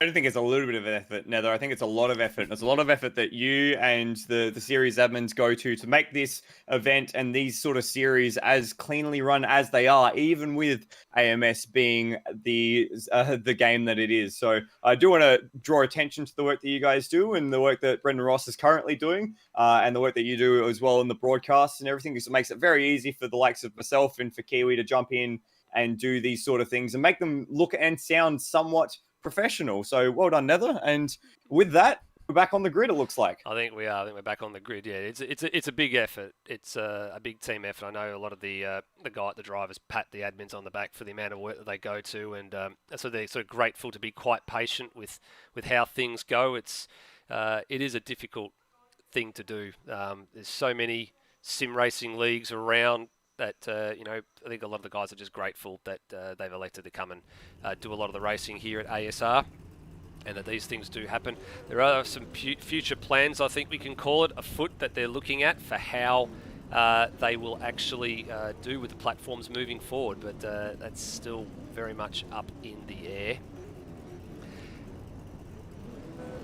And it looks like there's one car missing. There we go. Looks like we've got a full grid now. Let's keep our fingers crossed and see what happens. All right. And so take two. So Damon Woods, pole position, courtesy of the lap record from Ethan Griggold. He shares the front row with Kurt Stenberg in the Parramatta Speedway Racing Machine. Third will be Peter Savage. Ujit Mishra starts from fourth in the first of the Mustangs. He has Brenton O'Brien right behind him in fifth place. And then it is Hans Brunswick in the second of the AAR Mustangs. Philip Boak in seventh. That's where he was meant to be, it seems. Taking over Brenton Foley's PBF race engineering car for this race. Lewis Wedding and the team has been sharing with Brendan Ross. Cheese for Kiwi SimSports team. Kiwi, do you want to take it away this time? Kiwi SimSport team Tanifa. Tanifa, there we go. He starts from ninth, ahead of Braxton Stancliffe in the Penrite Ryco Racing Machine. And thank you to both of those brands for being on board with the Enduro Cup for us in ASR. Scott Stancliffe appears to be in the pit lane, so he might be starting from pit lane in the 11th place machine. He was the qualifying driver, so that might be something that we'll have to discuss later on. Nathan Higginson starts from 12th in the HME Power Design machine. He shares with Tim Redmond. Darren Kemp from 13th, partnering Daniel Cox. Cam Rutledge from 14th in the CRE Motorsport, the throwback to the original FPV or the Ford dealer team in 14th, of course, with Termo with the number 51. Freakish in the Kiwi Sim Sports Team Tipua, and that is shared with Steve Peter Thrower, my apologies. RSM Latino out of 16th, sharing with Steve Warwick. Matt Cecil out of 17th in the AP Sim Sport Mustang, sharing with Taipan. Justin Cecil in the Locky Lock Motorsports number 18, sharing with Lachlan Lock. Ben Hall in the other second Lachlan Lock Motorsports machine with John McDonald. And bring up the tail of the field, it's Zrolly Zach, who I think is Ben? His real name? Brad Severs. Right, so there we go. Rounding out the field in the Peugeot Le Defer Par PBF machine. That is your 20-car grid for the first 10-lap race for the grid this evening. There's a view from Brent O'Brien's cockpit, third row of the grid, right behind Pete Savage. So he's just edged forward a little bit there at the start. We get a good view of the lights over on his right-hand side there, just through the middle of the pillar. And there they are. Lights are coming on. And let's go racing. This will be over in less than 12 minutes, ladies and gentlemen. Away we go. Pretty clean start by all. Good start by Damon Woods. Smoked them. Got a very, very clean set of heels on the run to turn one. And look at Hans Brunswick. Had a brilliant launch from the third row of the grid. Boxing on now with Pete Savage for third place. And he's got him. Well done. Big win from Hans there at the start, but it's going to be Stenberg pushing Damon Woods through turn 4 as they come up to the back straight. It looks like everyone got through mostly cleanly as they start the long run up towards Dandenong Road. Check out Brendan O'Brien, Lewis Wedding side by side as they come up the hill. Lewis is on the outside there. That's going to be a dangerous place, and it's on for the front as well. It is on for the front. So the front two go through, down through Dandenong Road. Looks like Brenton O'Brien thinks discretion is the better part of valor, concedes position to Lewis Wedding, who goes through to P6 at the front, though. It's the stations as they work. Damon Woods very much under pressure. This is probably only one very rare occasion that Kurt Stenberg and Damon Woods are boxed on. The last time they boxed on was in Supercars at Sydney Motorsport Park about 4 or so weeks ago. So they don't know each other all that well, haven't raced each other for a lot, but it's a face full of car 288 for Kurt Stenberg. And Hans is closing. Brunswick has just started to make his way up onto the back of this train. So this is a really good, solid result so far for the car number 44 for All Australian Races. And we said earlier in the broadcast that keep an eye out for Lockie Burke. Did a really good job qualifying that car, and you can see why they've taken full advantage of that now and already made up 3 spots. But Kurt Stenberg's right on his tail again, trying to use a bit of the draft coming up the hill.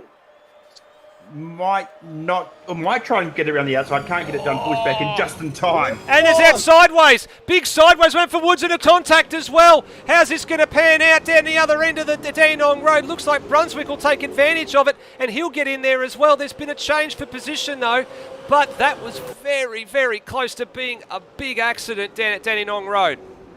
I wonder how much modelling of the aerodynamics there is here, because having the car right up behind the rear wing really unsettles the car, and I think that's what happened to Damon Woods. It looked like the car just stepped out as they came over the hill, but he's looking racy again, trying to try and get down the inside of Brunswick before turn 1.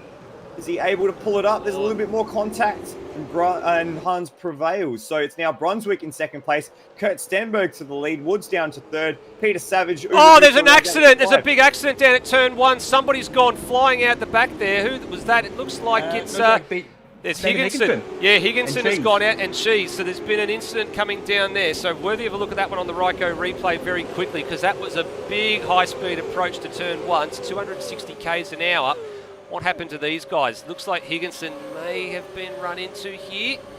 Let's have a look and see what the end result is. So on the brakes, yep, into the back. Cheese with a driving error there, and that spills car 00 into the gravel. So that's not gone according to plan for the Powerhouse Design Commodore. Centre punch right into the rear there for Higginson. Nice to see that Cheese actually sat up and waited for Higo to get going again. Yep. So good sportsmanship there. But check out the gap at the front now. First of all, Woods has made it back into second, but Stenberg stepped away to a 1.5 second lead over the rest of the pack. He's really showing the rest of the field a clean set of heels as Hans almost dirties his front splitter. And then check out the battle for 4th as well. It is. So he's got 4th, 5th, 6th all in the same frame. Savage, Mishra and Wedding. So Wedding's made 2 spots. Mishra's gone backwards 1 or 2, and so too Pete Savage has gone back 1 spot as well. But that's not all bad news for the Bogdown Motorsports Commodore, and the reason it's called Bogdown Motorsports is because neither of them can start the car. If you're average viewers or regular viewers, of the Supercars broadcasts this year, you'll know that those guys have their fair share of troubles getting the car off the start-finish line. Just a quick look further back. Big winners so far. Ben Hall in the Locky Lock Motorsports car. He's up 6 spots to 13th.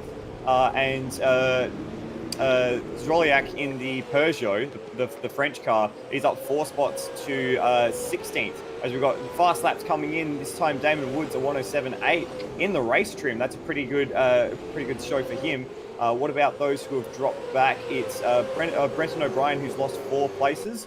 He sits at the end of the top 10 at the moment. And then, of course, Cheese and Higginson, with their little incident, have dropped the most positions. Have a look at this, though, as well. You can throw Freakish into that bout for a number of positions gained as well. He's gained 4, just put a move on Cam Rutledge down at turn 9 and moves up another spot, so up to P11. Chasing Darren Kemp pretty hard now. We joked about this one in the pit lane draw, the HMS Kemp and Captain Chaos Theory, aka Steve Burko. This man is becoming very, very difficult to pass. Taking on my moniker from the last couple of years about being notoriously hard to pass, but all legal and all above board, and he's fast becoming one of the best defenders in this league. So he's doing his best here to hold off the advances of Freakish. These guys no strangers to each other. Done a fair amount of Super 2 running this year. Kemp actually quite high up the championship. I think 2nd or 3rd overall with that 2 rounds to go. In the Nissan, prefers the Nissan actually. He's been driving that all season long. And Freakish just nibbling away on the back of the C7 Nissan through the last couple of corners. Not quite close enough at this stage to strike down here at turn 1, but behind him looks like Cam Rutledge thinks that having a go down the inside here, but that's a big of the brakes, and Rutledge goes flying through, and that's a good bit of driving from Kemp and from Freakish there to realise what was going on and just release the brake pedal and not turn in, and sailing through went car 51. And been turned. He's around. And been turned as well. So that's who was that aboard the car 23? I think that might have been that'll be Matt Cecil. Matt Cecil. So yeah, so there's a little bit of drama going on there. Yeah, Matt Cecil slowing down a little bit, I guess, to give that one back. Let's have a more of a closer look at that one. And we might actually go for the onboard here with Matt Cecil. So you see the rejoin was there.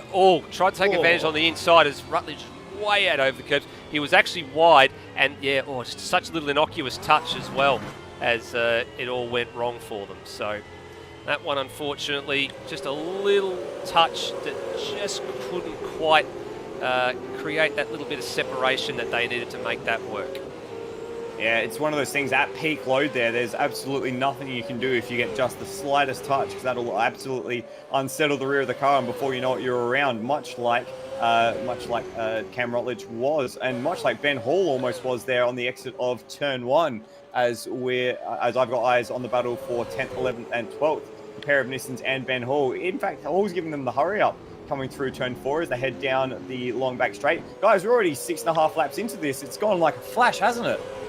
It has. It's been incredible. I've also got eyes on this battle between 5th and 6th, Ushrit Mishra and Lewis Wedding. It's been very willing for the first half of the lap.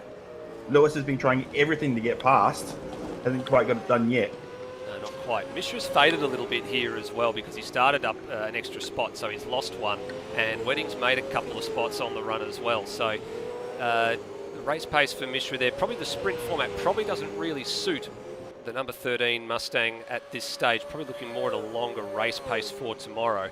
But still a good, strong position for Lime Mitch to take over the car when we get to the next one. Backs it in, big driving mistake. That should be the opportunity Wedding needs to get through, but the racing line was taken away, and now Mishra can just defend for a little bit here, but he's under enormous pressure, and now Wedding gets the opportunity down at 4, and hopefully we'll have the drag out of here at 5 on the run to 5, and does. Eventually, finally settled in favour of car 5. I think Mishra might have actually torched his tyres a little too much. He was putting a lot of pressure on Peter Savage in the early parts of the race, but has seemed to be struggling with the rear end of that car lately and almost pins the rear of the Lewis Wedding car through turn 6. So close. And behind him as well, yeah, he's got the brake biases way too far forward. You see the rear end of the car is just twitching away. There's no braking going to the rear of that car, and it's just fishtailing at every major braking opportunity. And it's going to be an opportunity in a minute for Braxton Stancliffe to seize position number 6 off of the number 13 Mustang if it keeps going like that. He's just been struggling for the last lap and a half. So for him finishing this race without losing too many more positions is going to be a great result. Yeah, if he can lose maybe one more, I think he'll probably call that a win if he can stay where he is right now. Oh, we've got a spin for number 2, Damon Woods. Damon Woods, he's spin facing backwards at turn 4. Passed by Brunswick and Peter Savage. He's going to spin it back around and get back on. Is he going to get out ahead of this group? No. They're going to scythe past him. He's going to drop down to 7th place. Wow, that's a big moment for the pole sitter. Let's have a look at what happened there. Ryko replay coming up. Did he do this on his own? I think he's done this all on his own, guys. I think so too. I think he might have coming in through 2 and 4. Yeah, just too early, too much gas, and there he goes. That's Actually it. made contact with the Armco as well. And very good evasive action by the guys behind as well. So, yep, again, that's a big penalty to pay as well, because that's a big deficit that now Ethan Griggold has to make up in the next race. And there's going to be some quick peddlers ahead of them now, and a few guys that will be putting the stops out as well and trying to hold position in this next race for the grid race coming up in a few minutes' time. So last lap, and out in front, look at this, Kurt Stenberg's he's on easy street at the minute. He can coast it from here, and he'll bring this home with at the moment it's a 7-second margin. Really comfortable for car 2. And I think part of that is because Hans Brunswick in second place has his hands full with Peter Savage, who's come alive in the second half of this sprint for the grid. 3/10 is separating them. As we're going to spin in the background as well, that's Braxton Stancliffe. It is indeed. Braxton goes around, and he's going to be passed by Phil Boak there as well, I think, as well. And, yeah, just catching a look at that one. We won't go back and look at the replay on it because we're not too far away from finishing this race, but he did go around, did the same thing basically that Damon Woods did a lap ago at turn 4. So again, just pushing a little bit too hard and pushes him down to 8th place. Kurt Stenberg's going to round the final corner here. So this is going to be 50 points in the skyrocket of the Parramatta Speedway Racing car number 2. And he takes out the sprint race in a little under 11 and a half minutes. Brunswick will hang on to P2. That's a great result for car 44. Up a handful of spots to position 2, and Pete Savage home in 3rd. So pretty much where they started is where they finished in that one. Lewis Wedding gets car 5 up to position 4 in the end. So very costly for the Griggold and Woods entry. Ujit Mishra in 5th. Damon Woods actually recovered to 6th as a result of Braxton Stancliffe going around. So 6th place finish for them. So that's not all bad news, but still a little bit of work to do. Phil Boak, PBF Race Engineering for 7th. Braxton Stancliffe recovers to 8th. Brenton O'Brien has lost 4 spots there, but I don't think that's too bad a result for car 270, so for car 266 for Evolution Racing Team, home in 9th. And then Darren Kemp, he held off the advances of a number of drivers there and advanced 3 spots, and the C7 Nissan will start the next race from 10th place. Other big winners include Freakish up 4 spots to 11th, RSM Latino up 4 spots to 12th, Zroliak up 7 spots to 13th, Matt Cecil up 3 to 14th, Ben Hall up 4 to 15th. Something might have happened to him late in the race because we were singing his praises early on. Justin Cecil, Scott Stancliffe taking the pit lane start and sees him finish in 16th. Then a few walking wounded, Cam Rutledge, Nathan Higginson and Cheese rounds out the field. Something that we missed on the broadcast, there was actually a last lap lunge from Peter Savage in the last corner to try and get past Hans Brunswick, but it didn't come off. Savage nowhere near far enough up. So that's why there was a bit of separation of those 2 guys at the end, but they make their way now to the paddock for some nice little photos, it looks like. Yep, we have got them out the back in the paddock. There they go, the Penrite and Ryko podium area. And we got, they're just doing some reversing here. So we got, that one's solid, looks like. So Kurt Stenberg got position 1, Hans Brunswick position 2. We're just looking for where position number 3 is at the moment. And it's Pete Savage. Here he comes. So Penwright and Ryko podium for this 3. So great to see. And this is a new innovation this year for these guys. So let's see how we go with that one. They're out there taking a couple of photos, which is really good for the pictures. And there we go. So that is your top 3 there. We'll flip it over. Whoops, no we won't. We'll flip it to there. So your top 3 from that one. Kurt Stenberg, 50 points in the bank for car number 2. Hans Brunswick, 44 is the car number on that one. They get a nice chunk of points as well. They get 46. And then Pete Savage, he'll take home, I think that's going to be 43 points for that one. So well done, guys. Off they go. And we'll take a short little break. I guess we'll see what these guys are up to, whether or not they want to come in for an interview. I don't think they probably will. We'll probably just keep the session moving along, and we'll let them have a little chat. And we might grab the top 3, I guess, at the end of the night. So we'll see how we go. But that was a very, very quick, short, sharp sprint race, guys. That was over and done with. We said it was going to be over in less than 12 minutes. Well, it was 11 and a half, basically. Short, sharp, and spectacular. A lot of great action as well, packed into a short time frame. And we're going to get that again in about 10 minutes' time, I think. Yeah, if it's anything like that, it's going to be a cracking night of action to finish us off. Cracking race. Big winners there, Hans Brunswick. And he did it all from the start, really, jumping from 6th to 3rd by the first corner. Great run off the line for Hans, and that's what's seen him put the their team name, All Australian Races, that's the one. Their Mustang into 2nd place for... is it Lime Mitch to take that one over? He will, yeah. Lachlan Burke. Lachlan Burke will take over car 44, and then Lime Lime Mitch is going to take, and Lime Mitch will take over car 13 for this next one. And that one will start from 5th, so that's not too much of a drop down the order either. Of course, the big loser in that one is the Gridgold Woods Evolution Racing Team car that started from pole, dropping 5 spots with that spin. It was lucky that it wasn't more serious, lucky that there wasn't any damage involved or anything like that. The fact that they just escaped with a lazy little spin on the exit of turn 4 and managed to come back up to 6th as well with a little bit of good luck. They'd be singing their praises, maybe not for the points that they're getting for the first race, but it does give Gridgold a sniff of jumping up the field in the second race for the grid we have tonight. Yeah, it does. So they're very lucky. Like the top sort of 3 rows of the grid is going to be a very interesting one. There's going to be plenty of time for those guys to actually work their way through the field.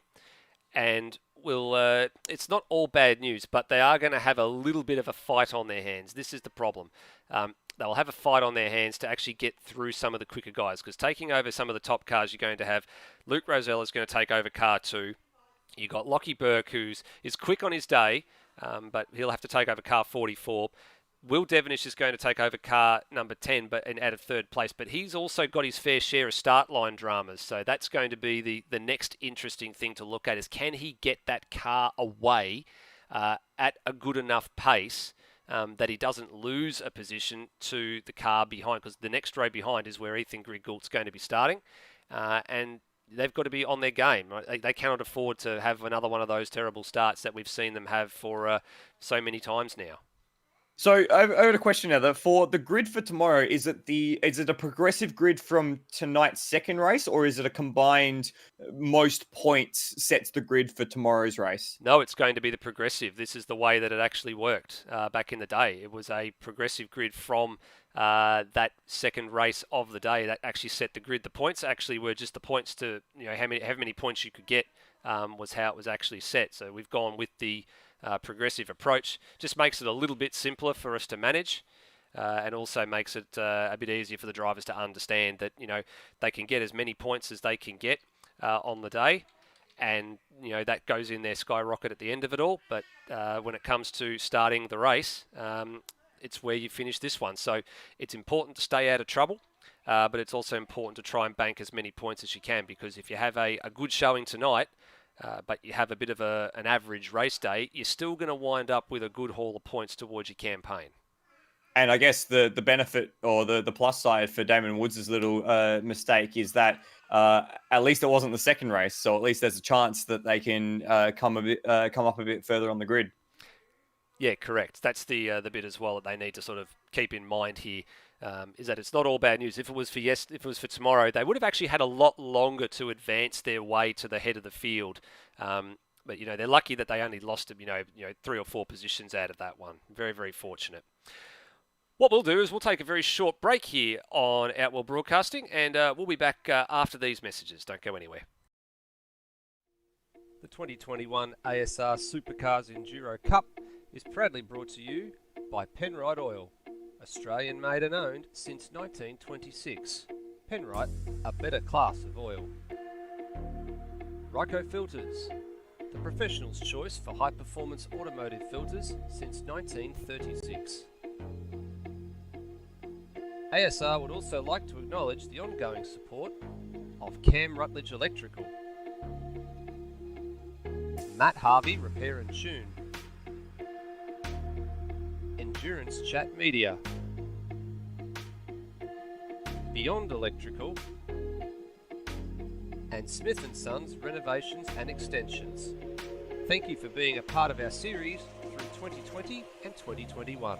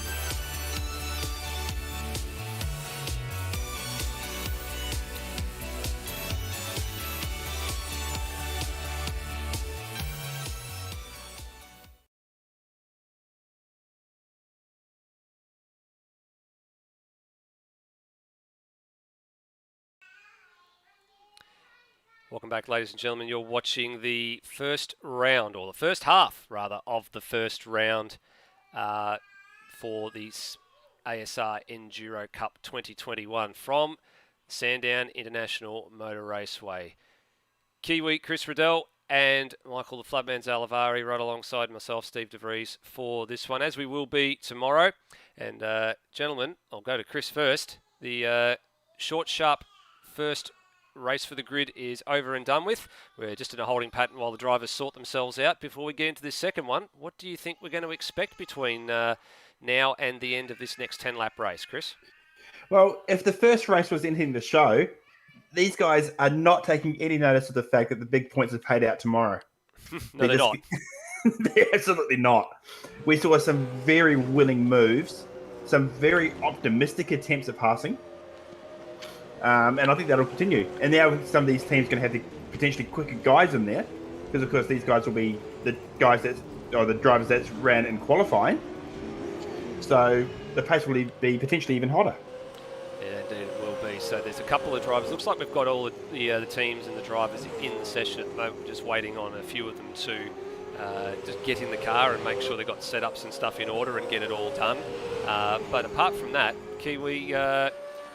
Sorry, not Kiwi. Flood. I'm gonna get this right eventually, because it's a nightmare having new names and everything to remember, as well as look at what's going on track. Flood. Who's the out of the biggest movers and shakers out of that one, going both up and down the grid? Who's the ones that we're paying attention for? We're obviously paying attention to Ethan Griggold in this next one to see how many spots he can recover. But who else is out there that you're looking at that you're thinking, you know what, they probably have got a little bit of work to do? I think Dane Liccardo from, I think he's starting in 6th place.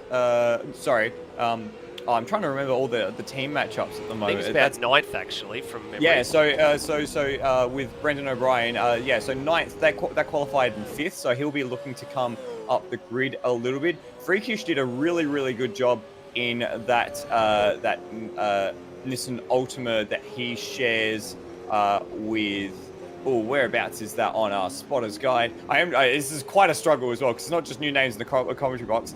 Peter Thrower, it's new names on the Spotter's Guide as well, and new livery. So Peter Thrower, so hopefully they can maintain that position, because they did a great job. Rhodey from 13th. Now, Rhodey has put in a few quite impressive drives in recent memory, but up in 13th, ahead of a few of the other bigger guys in terms of their clout, maybe, you know, the likes of, say, Cheese, Nathan Higginson, Cam Rutledge, who had problems. When you get the likes of NZ Snipes and Termo in those cars, they're going to be looking to come through the field as well, and they're on a big recovery drive as well, having problems in the first race. So maybe look for those at the very back of the field to try and make their way further forward. But of the top group, you can't really go past Luke Rosello, starting from pole.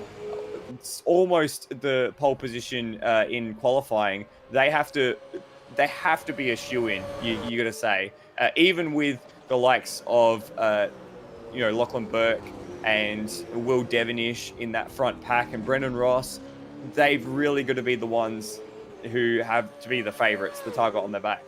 Yeah, you're right. There's about 5 driver pairings, and when we did the pit lane draw, we classed them as the big guns. And the ones that are in the server tonight, so Will Devonish and Pete Savage were definitely quick. Last year's Bathurst 500 pretty much confirms that. Same with the level of driving they've been putting in Supercars this year.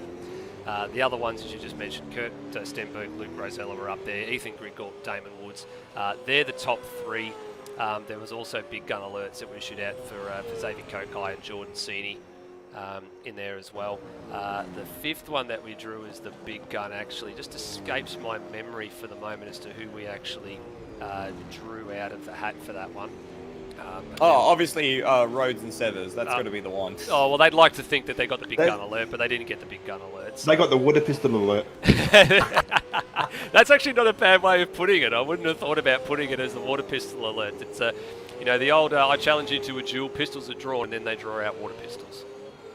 Oh, the other one I now remember it was Tim Redmond and Scott Stancliffe. So in the shot here, that's the silver and purple car back there, the Kiwi Sim Sports car with the Black Penrite logo on the bonnet. So, and they're starting from 17th, so that's going to be a big challenge for Tim Redmond to come up the grid from that position. If he cracks the top 10, I'd call that a win for that car. I do, considering where they started around about 10th or 11th spot. At the beginning, or they were scheduled to start around 10th or 11th spot at the beginning of the first grid race, and Scott Stancliffe had an issue, and actually getting word through, it looks like it's a steering wheel drama for Scott Stancliffe. He's now jumped into the Penrite Ryco Commodore. He's actually put Tim Redmond under a little bit of pressure here. We know Tim's had a couple of incidents and a few little dramas throughout Supercars Championship this year. He's run into Will Devonish at least on one occasion, which was down at Barbagallo.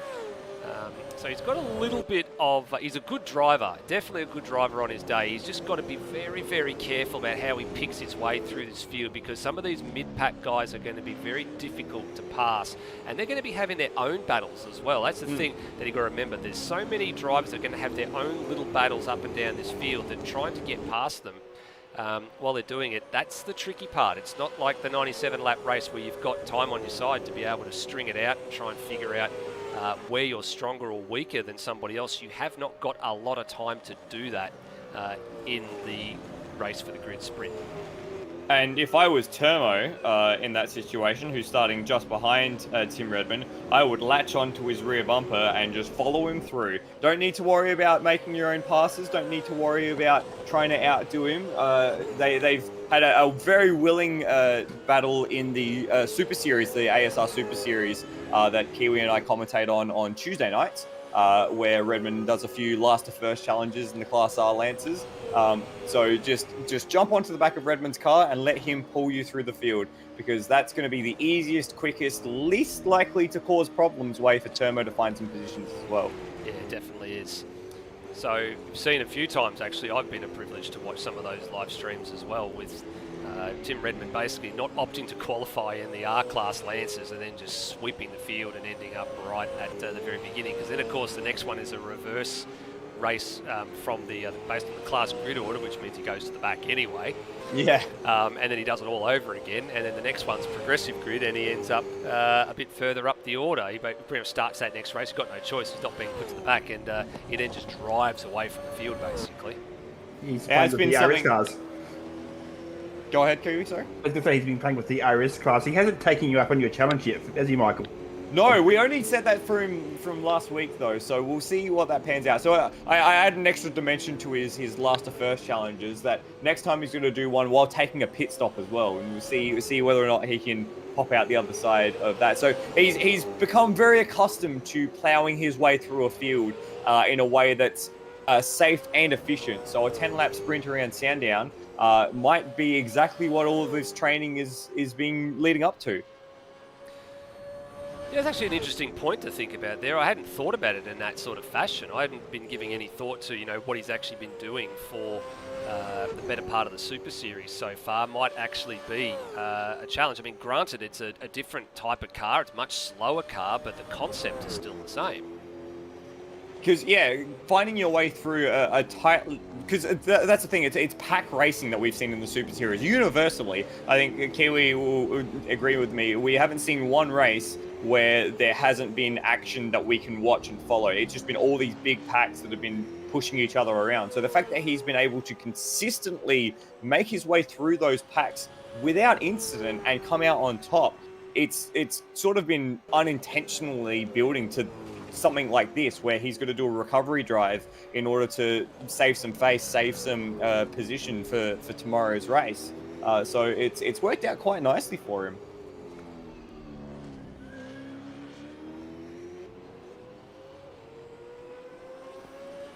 And I think as well, it's not going to be easy for him, but I'm going to back him in. To climb quite a few number of spots. As I said, I reckon a top 10 would be a pretty nice, tasty little sort of morsel for him to chase. I think if you're dropping too far behind that, I don't want to say it's impossible, because we've seen that grid position can sometimes mean nothing at a endurance race. And I mean, just look at the 2014 Bathurst 1000. It was one from literally last. So grid position isn't everything, but you don't want to be giving away seconds to the likes of Kurt Stenberg or Luke Rosella or Damon Woods and Ethan Grigol in those first few laps, just so I simply, as we see a car spear off on the exit of turn one, just by simply being at the wrong end of the grid. So it would be great to see them get a chance to move their way through the field, because I think the racing will be better off for him for it if he's towards the pointy end of the field come the end of this race for the grid number 2. Of course, we're talking about this. At the end of the day, how aggressive would you want to be in this race coming up? Because the payoff is starting higher on the grid for tomorrow. It's not like a normal situation where this is it. So, do you take that risk to be that aggressive, gaining positions when you could lose it all and have to start tomorrow at the back of the grid for a much longer race? I think if you're Tim Redmond and you're starting 17th, like, hell for leather, who cares? The only thing that you can go wrong is that you start from like a row further back. So it wouldn't really bother me. For the guys up front though, if it was me in the car in my position, I would be maybe not willing, but less concerned with going for that late dive, or fighting for or maybe defending for a tooth and nail, but not really so much attacking for every little position. Because especially with the progressive format, the fact that we're just going straight from the finishing of this race into the starting grid for the next race, there's certainly an argument to be made for discretion being the better part of valor, which is a saying that I love when it comes to these sort of things. Just racing within yourself and making sure that come the end of the race, you're in a good position. It might not be the best position, but a good position. Yeah, there's a few guys also putting some start practice in as well, but you're right about what you actually do. If you think you're in a good spot, and you think you can, you're in a groove, you're able to pass some cars. As you said, Tim Redmond got nothing to lose here, and it looks like it's being supported in the live chat. A couple of other drivers saying that it looks like Tim has a good shot at being able to advance a number of positions. But then if you're a bit further up the field, so let's say, for example, we're going to take Lachlan Burke, who's actually starting out of P2 after all this is done as well. He qualified the car 6th. There's definitely some faster cars behind him. Then the next question is, how aggressively do you want to defend? Do you, try and maybe throw out the anchors here and there, see if you can fairly defend for a little bit? Or do you just sort of go, you know what, I'll know what battles I can pick and choose and what I can and can't get away with, and I'll just look to try and bring the car home, and hey, if we finish in a good position, we finish in a good position. That's the other part too. There'll be drivers that'll definitely be higher up the grid than what they're expecting to be for the start of this second race, and they might actually start throwing out the anchors. They might go chips in and take the defensive line down every part of the course, and then you're going to find out very quickly, well, there'll be plenty of what I call the trolley trains forming, won't there? Because as you take those defensive lines, you slow everybody else up behind you, which means everybody else is able to catch up, and you end up with a big pack racing mentality. And what happens when we end up with pack racing, gentlemen? Chaos. Chaos. Universally chaos. Chaos. Yeah. That's pretty much it. So that's the big part of this equation that a number of drivers are going to probably find out, and why it was very, very important for them to decide who qualified the car tonight, therefore then who did race 1, and finally who ended up doing this final race of the qualifying night. Very, very important from a strategy point of view. And then, of course, it's all open strategy. The whole form book's out the window tomorrow when they actually decide, who actually is going to start the race. Whether or not you want to start a slower driver against some faster drivers and then have a trade-off toward the end of the race, or whether you pull your faster driver out or your slower driver out and do minimum laps, how you actually slice and dice it. We'll get into a bit more of the pit strategy tomorrow when everything starts to wind out. Checkered flag is now out for the end of this warm-up session. We won't be too far away from going into the second race for the grid sprint. So a few drivers just coming to the lane now, and a few drivers look like they're just finishing up their final laps. I'll tell you what, lads, if by the end of turn 1, Lachlan Burke is in the lead of the race, I think we could be in for a fascinating group of contenders at the front. I think if Rosella gets the whole shot, and he'll clear away, and that'll be all nice and dandy. But if Burke is leading at the end of turn 1, we could be in for an absolutely mega 10 laps of action. Well, I The hope. lucky Burke bus. Yeah, I hope he's actually. Yeah. Well, we do have the Turmo bus in this race, because Turmo's got car 51, so we'll be looking forward to see what he can do. Everyone says all aboard the Turmo bus, and I know that's probably going to cue a few things. It's probably going to cue the Venga Boys music. We're not going to play that on the stream, otherwise we'll get demonetized. But apart from that, I hope that Hans Brunswick has passed his start line antics and his start sequences onto Lachlan Burke, because he had probably the best start of everybody in that first race, and he was third, as you saw. By the time they got to turn 4, he was third, and comfortably third. And that was the only pass that he made throughout the entire race. I mean, of course, there was Damon Woods having the spin, but really, Hans gained 4 positions on the grid from the start, and that was a cracking start for Hans. So if Burke can have a bit of that talent rub off on him and maybe get the whole shot, then we'll be in for a very fascinating night of racing. I think we will. Let's get ready to go here for the second grid race. So, as we've mentioned a few times, this is how the thing works. So, race for the grid number 2. This one, another 10-lap sprint, and your starting order transfers through to Sunday. So this one is the all-important one. These guys have already got points in the bank. Now it's all about, can they get a few more points to boot, or what is it, the risk versus reward argument? Do you take that risk to get a bit further up the grid? Do you just try and hold on to what you've got? There is all sorts of permutations and elements in this equation as the last few cars on the grid start to populate. Looks like we're just waiting on Rhodey and Sean McDonald are the couple of cars that we are looking likely to wait on. There's actually a vacant grid spot there. I'm just wondering what's going on back there. Maybe someone's just very quickly dived back to the pits. I think maybe there might be a slight little error with the grid here, but we'll actually have a look. We'll see how we go. So Kiwi, let's run through this order. Okay, so taking us from pole in race 2 will be Luke Rosella, the Parramatta Speedway Racing Holden Commodore, sharing the front row with Lachlan Burke at the All Australian Races Mustang. Third place will be Will Devonish in the Bogdown Motorsport Machine. Fourth, Brendan Ross for Team Has Been. Fifth is Lime Mitch in the Tamaya All Australian Races entry. Guys, sorry to interrupt. I think we're going to have a reset here. Ethan Gridgold, who would be starting from 6th, his game's crashed. So that was the missing slot on the grid. That's why I got confused. So that's so I'm not sure on the policy. I think we might see a reset here. Yeah, we possibly might see a reset. I'll wait to see how we go here. I'm just waiting to see if any messages being relayed here in the chat. I'm not seeing anything just yet. It looks like it might be we might be proceeding here. Let's just keep going through the grid. We'll see how we go. Go through quickly. Brenton Foley in the PBF Race Engineering car in 6th. Scott Scanscliffe in the Penrite Machine Broco Racing in 7th. Dan Ricardo from 8th. Steve Burko, C7 Motorsport from 9th. Peter Thrower in the Team Kiwi Simsports Team Tapua from 10th place. Steve Warwick coming out of 11th. Rhodey coming out of 12th now in the French car. Then we've got Taipan jumping into the AP Simsport Machine. 14th will be John McDonald in the Lockie Lock Motorsports entry. 15th will be Lockie Lock.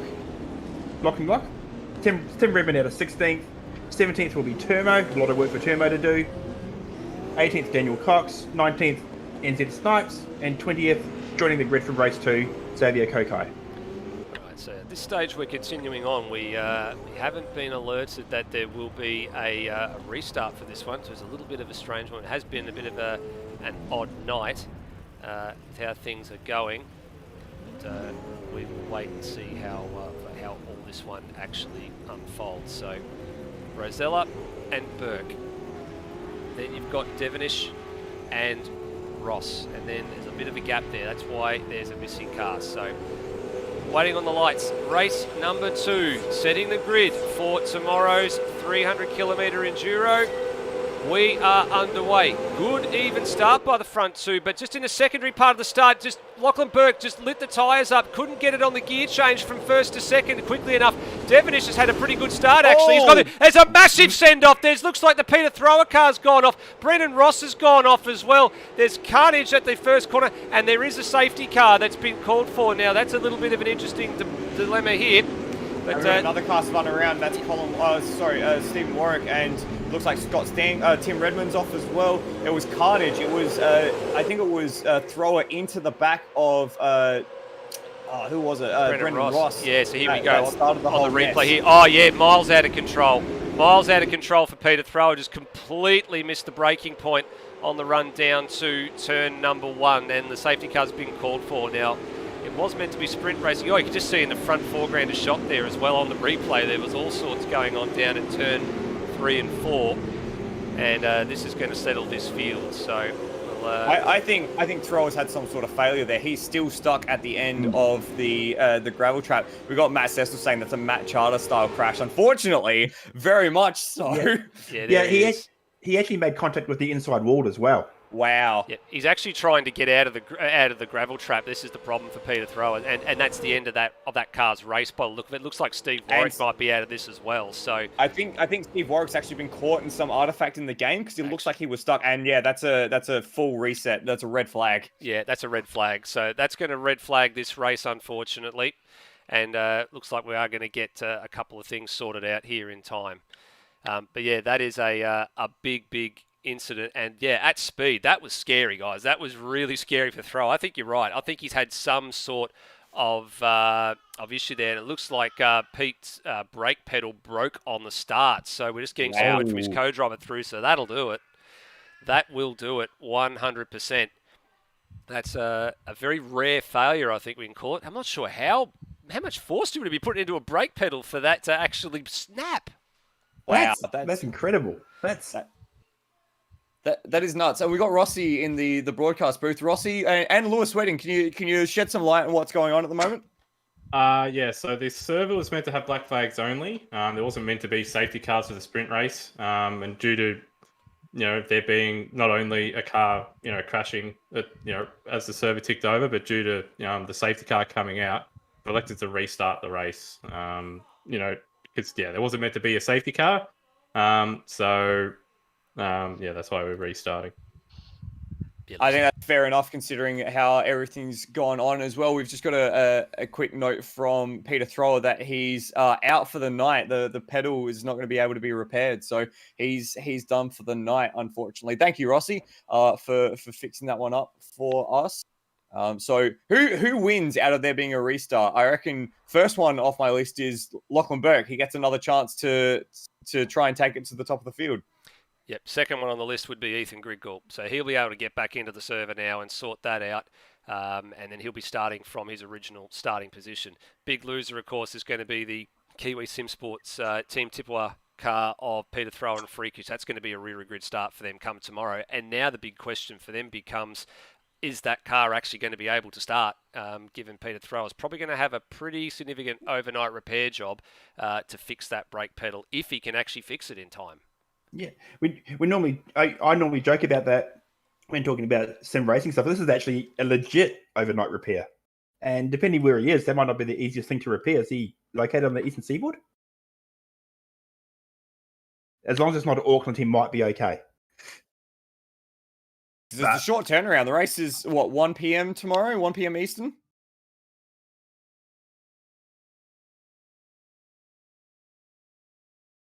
So yeah, it's not the ideal situation there. Hopefully he can get the kit together and fix it up.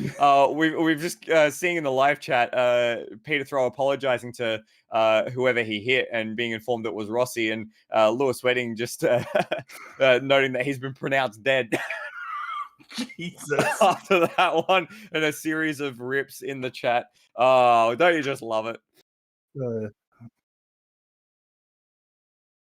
Well, yeah, one of the best things about live broadcasting, I think, is how all that unfolds from time to time. It's just one of those weird and wonderful things that, it's like you say, can you get an F in the chat? And everybody goes for an F in the chat. And everybody knows precisely what it's all about. So there's a few little things that come up with that. But we're now just, again, in this little holding pattern. We're going to get a grid reset and away we go. So it looks like the grid's just slowly being populated at the moment. And then we'll be back underway.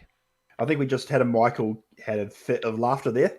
He did have a laugh. What's he laughing at now? I'm laughing at Rossi's response. I am DED dead. Yeah. So spelling. That's very good. We got it.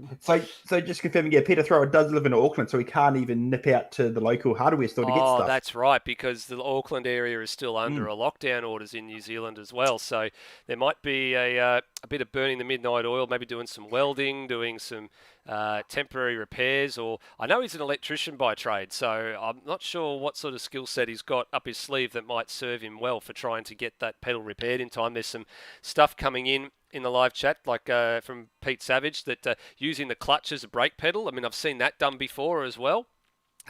Obviously, you don't have the same feel. You can swap the things over as well. I'm actually not sure what type of wheel he's got, whether or not he's actually got a clutch pedal there or not. That'll be the next question.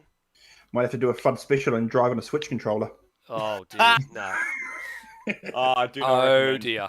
Yeah, I do not recommend either. We've had our fair share of a flood on the switch controller there. So, No, Yeah. no thanks. all right, no worries. So yeah, there's a little bit of everything good to go. So everyone's just checking off in the live chat just to make sure everybody is good to run. And I think we won't be too far away from going to the session here. Actually, update from Peter Thrower. I fixed it, I think. So Oh, I like the I fixed it, but the I think worries me. we'll find out at turn 1, I think. Yeah, there we go. Just getting confirmation as well. He's got the Thrustmaster load cell, or the TCLM, which I'm pretty sure is Thrustmaster load cell stuff. So he's with a bit of luck, he'll be able to get that over and done with and solved in time for the race tomorrow. And even worst case scenario, no. gets bits and pieces done and go from there. Guys, another update on the grid. Ethan Griggold, a vehicle collision mismatch sees him kicked from the server straight away. Okay, well that's an interesting one as well because he's been in the server without any dramas and stuff as well. So there's I think it might be because it's a race session, so that might be something that's caused it. I'm not sure. A bunch of people have left the game in response. Yeah, Tim yeah. Redmond, Termo, Taipan, basically forcing another restart. Yeah, basically, I'm looking at it here, sort of going that error hasn't come up at all, and usually you get that error quite early in the piece. Usually, it's because somebody's in a car that's either not yours or you're missing one of the many updates that you have to download, and we'll see how we go. But we'll get that sorted. What we'll do is we might actually take another break, and we'll come back on the other side of this, and we'll see how we go. The 2021 ASR Supercars Enduro Cup is proudly brought to you by Penrite Oil, Australian made and owned since 1926. Penrite, a better class of oil. Ryco Filters, the professional's choice for high-performance automotive filters since 1936. ASR would also like to acknowledge the ongoing support of Cam Rutledge Electrical, Matt Harvey Repair and Tune, Endurance Chat Media, Beyond Electrical, and Smith & Sons Renovations and Extensions. Thank you for being a part of our series in 2020 and 2021.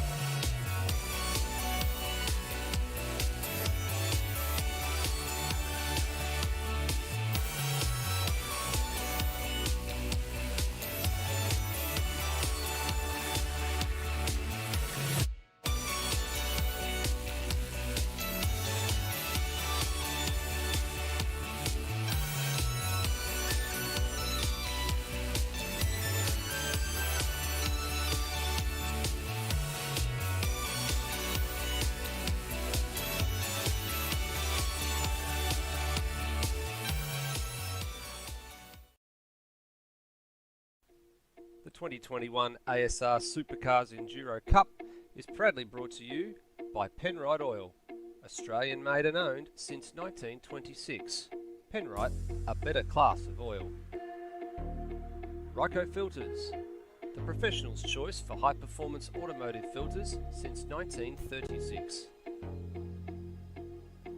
ASR would also like to acknowledge the ongoing support of Cam Rutledge Electrical, Matt Harvey Repair and Tune, Endurance Chat Media, Beyond Electrical, and Smith & Sons Renovations and Extensions. Thank you for being a part of our series through 2020 and 2021. Well, ladies and gentlemen, it's been a little bit of a trying night when it comes to getting some of these things off the ground. It's been the first time, actually, in 3 years that ASR has attempted to run an Enduro Cup. And last time it happened was actually back in 2018. It was actually part of the Supercars Championship back in the day. And of course, there's always these little things that go on with the aging platform that cause a little bit of drama. But thank you for bearing with us. Thank you for staying tuned in for this one. We certainly do appreciate everybody that's tuning into the live stream, and we do appreciate the support, not only there of all the little minor sponsors that have been a part of ASR for the better part of the last 18 months with COVID and all, especially with last year's Bathurst 500, but we still do appreciate everything they do for us, and we also appreciate the support that Penrite Oil and Ryco Filters have opted to give us for this year. So we thank you all those guys for staying on board, for staying with us, and for proving what we can do. We know we can see that when the car action on track, gentlemen, is actually good. It's actually some really good racing. It's just the back end stuff behind the scenes with the platform in use, which is great from a modding point of view because it allows us to run tracks like Sandown in the game, where a lot of sims out there actually you can't do that sort of stuff. You can't do it in Assetto Corsa Competizione, iRacing. You've got to wait for them to bring tracks into the platform and stuff like that. We can actually go and race wherever we want, whenever we want. Unfortunately, we just got the little issues to deal with along the way. Which unfortunately does happen, but the racing in race 2 will be worth it, we promise. Yep, no, we definitely will. And we're getting a server listing of people just jumping back in now. So there's 17 of the 21 starters are in this race. And once we've got them all in, I think we'll be going pretty quickly over to the race session once all the grid has all been set. So who are we waiting on here, gentlemen? It looks like we've got most of the big guns are in the session. We're just waiting on 2 more and we'll be right to go. There we go. We've now got 20. So Peter Thrower's loaded back in. So that's good to see that if he's loaded back in, that means that with a bit of luck, the pedal is going to hold for that braking issue. And now we've got all 21. So that's all good. And looks like we'll be having a quick restart here. Excellent. Yeah, so good news for Ethan Grid-Golt getting able to get back in there, take his position up at the pointing into the grid. Looking forward to it. It certainly is. And we should note as well, guys, that as well as we've got the live stream tonight, we've got the stream tomorrow during the day as well. It's not the end of the streams on this channel. There are going to be quite a few coming up. We've actually got, Flood, the 8th instalment of the GT3 World Championship comes up next weekend. Paul Ricard is the venue, the second of the French tracks on the calendar, 2 consecutive French tracks on the calendar, actually, in the back half of the season. And then we've got the 2 big favourite tracks to come after that in the form of Monza and Bahrain, the ones that have delivered so much action in the last few years to round out that championship, which has become very, very, very close over the last couple of weeks. Yeah, I'm excited to get back into the box for that one. I missed the last round out because just a small motor race called Le Mans. So I made the choice to jump onto that and do some reporting and run a community for that weekend. So missed out the last time out, but excited for Paul Ricard. I think Paul Ricard is very underrated as a track. He gets a lot of hate that it probably shouldn't get because of the way that the track's formatted. But for GT3 specifically, that is going to be a absolute blast of a time. So that's 70 minutes next weekend. And then, yeah, Bahrain and Monza. I think Bahrain, the side of the Floodstradamus prediction for Lime Mitch and Lime Mitch's first victory in the GT3 World Challenge last season, coming from the back row of the grid, or I think even last on the grid to win that race. And then, of course, Monza, the scene of so many great races and great finishes. The fuel whispering Steve Bolger last time we were out there at Monza in the Lamborghini was an absolute highlight of the World Championship or the World Challenge last year. And yeah, absolutely continues to deliver. So looking forward to the wrapping up the GT3 World Challenge. Yeah, looking forward to that one as well. Three different tracks and 3 different race formats is the order of the day for the GT3s coming up in the next couple of months to finish all that up before we get to the end of proceedings. Well, let's go and have a look again at the second race, because we are not too far away with a bit of luck going into this second race for the grid. So here we go. Everyone's starting to get themselves lined up on the grid here. Looks like a full fleet of cars. No problems this time. Everybody is in. 1 or 2 grid spots to fill. we have lost Scott Stancliffe, I noticed, from the server, so he's been kicked immediately, which is unfortunate. I'm wondering if he's actually had... I did hear the word that he had a wheel issue going on as well, and I don't think I'm not sure if we can afford another restart or not here. We might actually be unfortunately going for this one. Now, Scott Stancliffe was in the Penrite Ryko car, so I mean that'll end up starting the rear grid anyway, so it's probably not going to be a huge drama here. We'll throw it back to Kiwi. Hopefully this time we can get through the grid.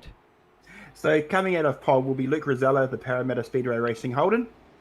Second spot on the grid, Lockie Burke and the All Australian Races Mustang. Third will be Will Devonish, the Lockdown Motorsport machine. Fourth, Brendan Ross for Team Has Been. Beautiful livery on that car, love it. Fifth place will be Lime Mitch. And sixth, outside of row 3, will be Ethan Grigg Gold. Seventh will be Brenton Foley in the PDF Race Engineering Holden. Eighth will be Dane Liccardo in the Evolution Racing Team machine. Row 5 will see Steve Burko and Peter Thrower for Kiwi Sim Sports Team Tapua. Row 6 has Steve Warwick and Rhodey in the Peugeot Holden, coming out of 12. 13th place will be Taipan. 14th on the grid is John McDonald. And 15th is Lucky Lock. 16th is Tim Redmond, looking to make his way through the field, along with Turmo coming out of 17th. Outside of row 9 will be Daniel Cox, and then rounding out the field on row 10 will be NZ Stipes in the Kiwi Sim Sport Team Taniwha, and Xavier Kokai joining us for race 2 after missing race 1. There you go. So a couple of drivers get a reprieve. Lockie Burke gets a reprieve for his issues with the start line incident in race 2 there, the red flag. So he gets another shot at trying to get off the line. Will Devonish, he's the one I think that we've got to be careful of here, because he actually had probably one of his better starts for the season, and he now has to repeat that, which is a difficult feat for both drivers in that Bogdown Motorsports Commodore. And just got to be they've just got to be very, very careful too, because Ethan Griggold, there he is, row number 3. There is a gap there because of the missing Penrite Ryko car of Scott Stancliffe, and we are almost set. Just waiting on a couple of drivers at the back. Looks like we might be good to go here. Lights are on. Let's get this 10-lap sprint over and done with. Race for the grid number 2. Here we go. Again, good start from Luke Rosella, and Lockie Burke, the reprieve goes nowhere. Greg Gould sweeps to the inside. He's going to get 4 or 5 cars here in the run to 1. He's going to box it on with Will Devonish and comes out with position number 2. What a start from car number 277. Oh, sorry, 288. That was mega. Incredible Absolutely start. mega. And he's straight onto the tail of Luke Rosella. So that's a big win for Ethan Griggold in their challenge for the overall, for the start of the next race tomorrow. A big loser, Lockie Burke. Again, great jump, got the better jump, and then just fell down the field as they went into turn 1. They're flying through turn 6 now. It is Rosella from Griggold, Devonish, Ross, Burke, Foley, Lime Mitch, Dane Liccardo, who swoops in ahead of Burko and Steve Warwick. Look at Tim Redmond, already up 6 spots to 11th. Yeah, already up to 11th. He's really had a good start as Tim Redmond. He's picked off a bunch of them. The next one's going to be Steve Warwick. He'll be into the top 10 very quickly. Here he comes, actually, Tim Redmond. Got him on screen. And looking at the back of the Black Shores number 50 Commodore. Probably going to have a look at a move into turn 1 here. Gets the run nicely out of the final corner and in the tow. Now approaching turn 1, 260 k's an hour. He'll pull out, I'd imagine, hit the brakes, and with a bit of luck goes sailing on past car 50. And very late. Very late, had a bit of and gets a bit of a serve for good measure. Now that was a little bit of a hesitant moment for Tim Redmond, not what we're used to seeing there. And a little bit of a coming together there, just a little bit of overlap, a little bit of collision there. And Redmond is up into P10. Turmo's made a couple of spots too. He's made about 2 or 3 spots at the start here. He's up to 14th, so starting to move that little number 51 Mustang a bit further on the order.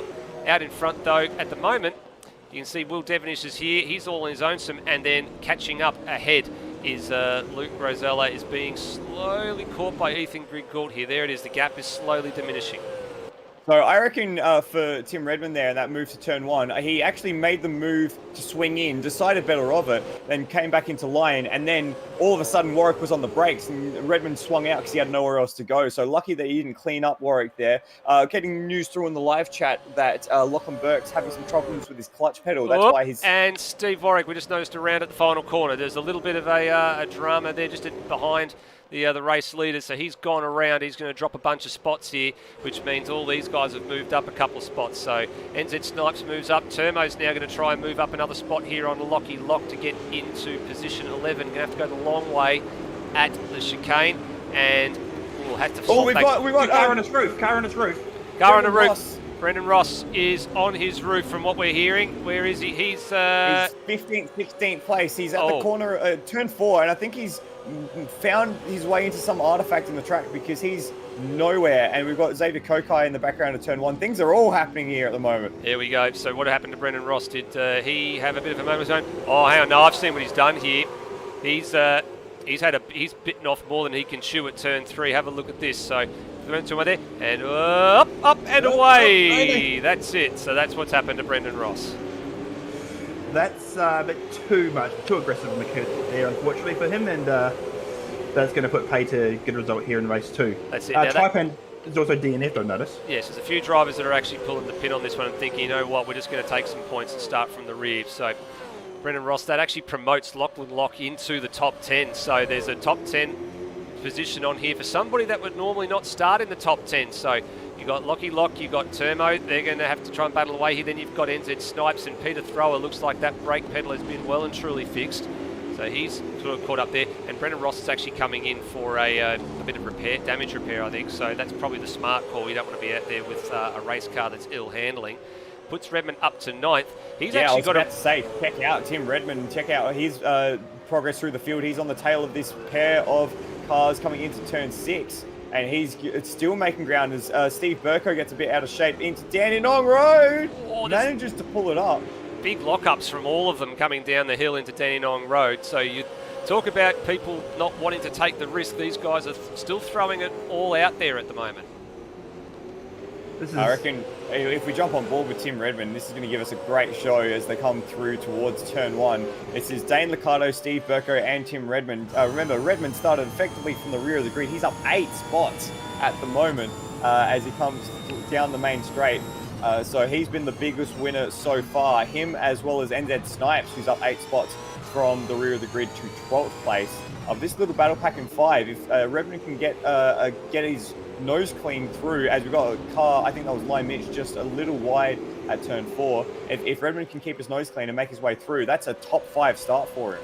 This is a good result for Brent Foley as well. He's made a couple of spots up to P5. He's managed to get ahead of Lime Mitch, and he's now going to become the cork in the champagne bottle as these cars start to catch up to him. So Dane Liccardo is slowly making ground on Lime Mitch. Likewise, Burko and Redmond are also going to catch up to this little train as well. This is what we talked about. A couple of these truly trains are going to start to form up in the pursuit of starting positions.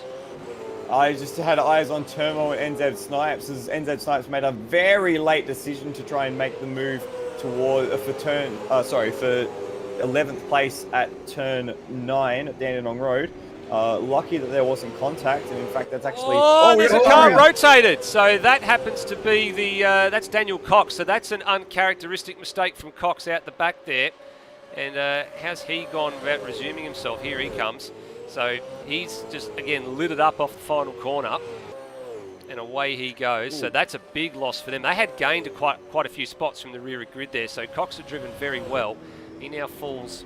loses about half those spots, and he falls out of the battle pack that we had on screen before. So with NZ Snipes pursuing Turmo, who in turn's pursuing Lachlan Lock, and then Peter Thrower actually has lost out there. He was actually looked like he might have been worried out of the position at turn 12, and Snipes has gone through at turn 1.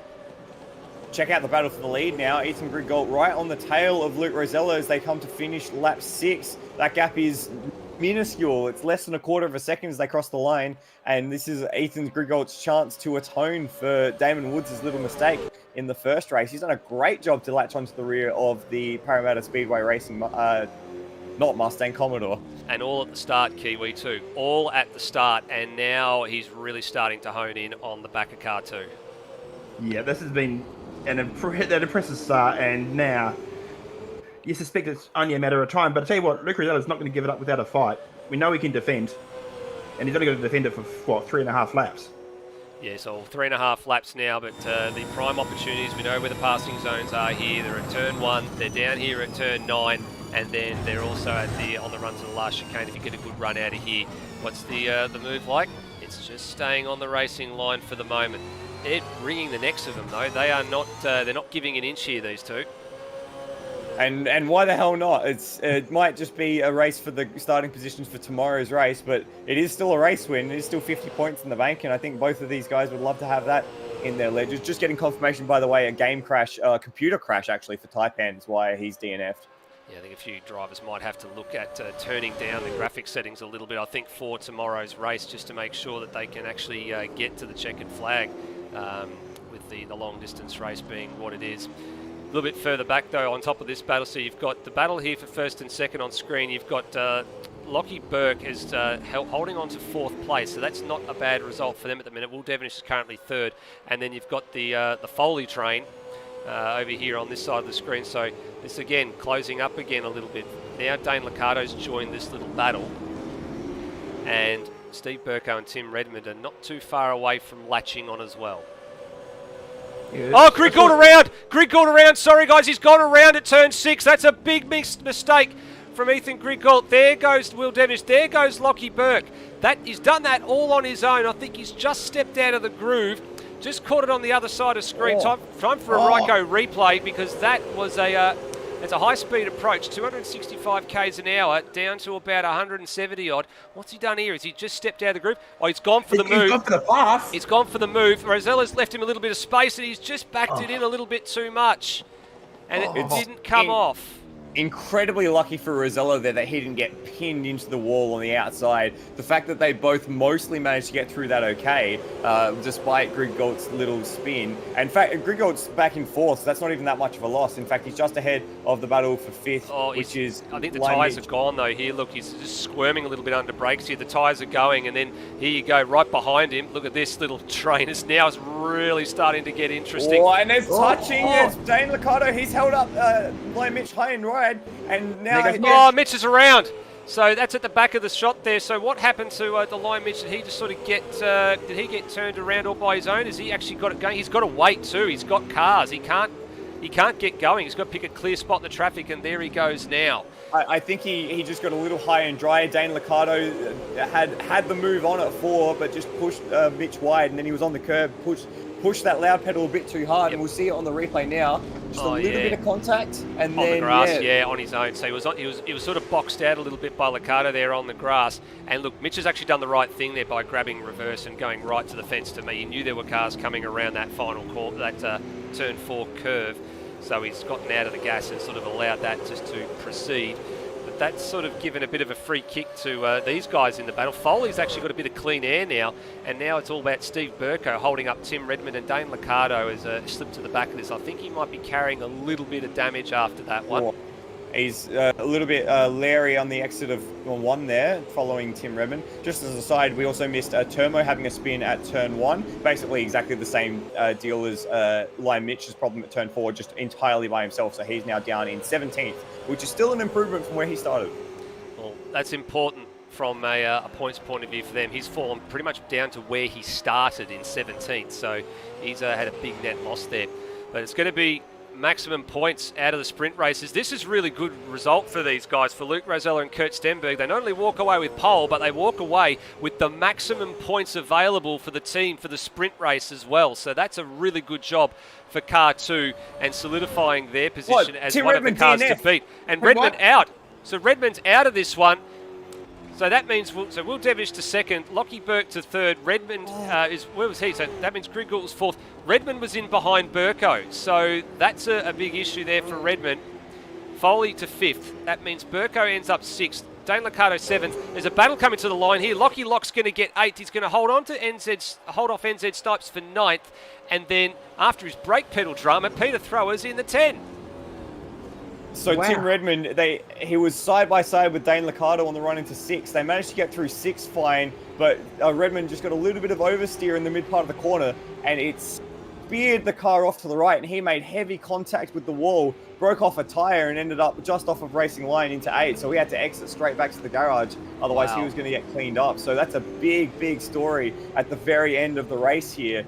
Tim Redmond and Scott Stancliffe starting tomorrow from 19th place. Yeah, well, actually, it's actually interesting too, because you've got Xavier Kokai's currently in 19th at the moment, but he is a lap down by the timing as well. So there's a few little stories, I guess, that the admin crew are going to have to work out here as to who finishes where. Redmond had actually completed one more lap than Kokai, so that may actually be an 18th place start for that car. But are we doing endurance rules now though? Because the rule in endurance racing is you've got to finish to be classified. Yeah, that's correct. So that's what we've got to work out here, is whether or not seeing the flag means that you've actually been classified, and if we're going by that rule, I would say it's not. So that'll have to be worked out as the night goes on. It's going to be a long night for some of these guys, I think. As we have a little bit of a look here.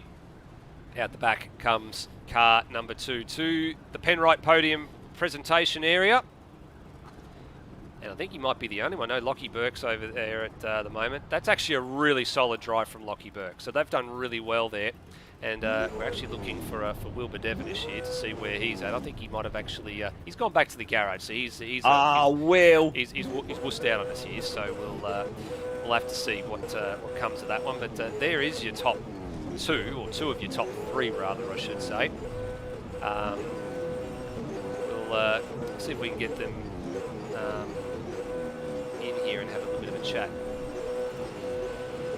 What a wild finish to that race. A lot going on in different patches there. So big story with 2 stories in that race. Ethan Grigol having his spin, only dropping to 4th place, which in itself is a miracle. The fact that both he and Damon Woods had spins and were able to recover to start the next tomorrow's race, the 300k race, at the second row of the grid. That's kind of amazing. Of course, Tim Redmond, though, the big story, his car, him and Scott Stancliffe, going to start from 18th place after a recovery drive for Tim ended in the wall, turn 7.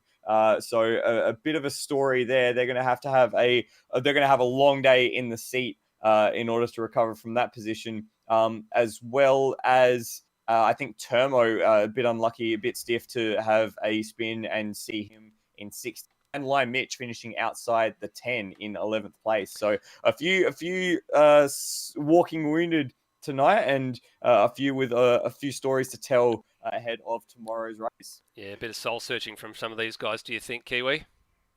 Oh, most definitely. It sets it up for a fascinating race, though. A few of the quicker guys who, like Tim Redmond, for example, he showed in this race he's going to be fantastic at coming through traffic, but he's going to have to do it again. And if there's a few other guys further back than you think they should be, had we just had a straight-out qualifying format. So it really leads to an intriguing 300Ks tomorrow. It certainly does.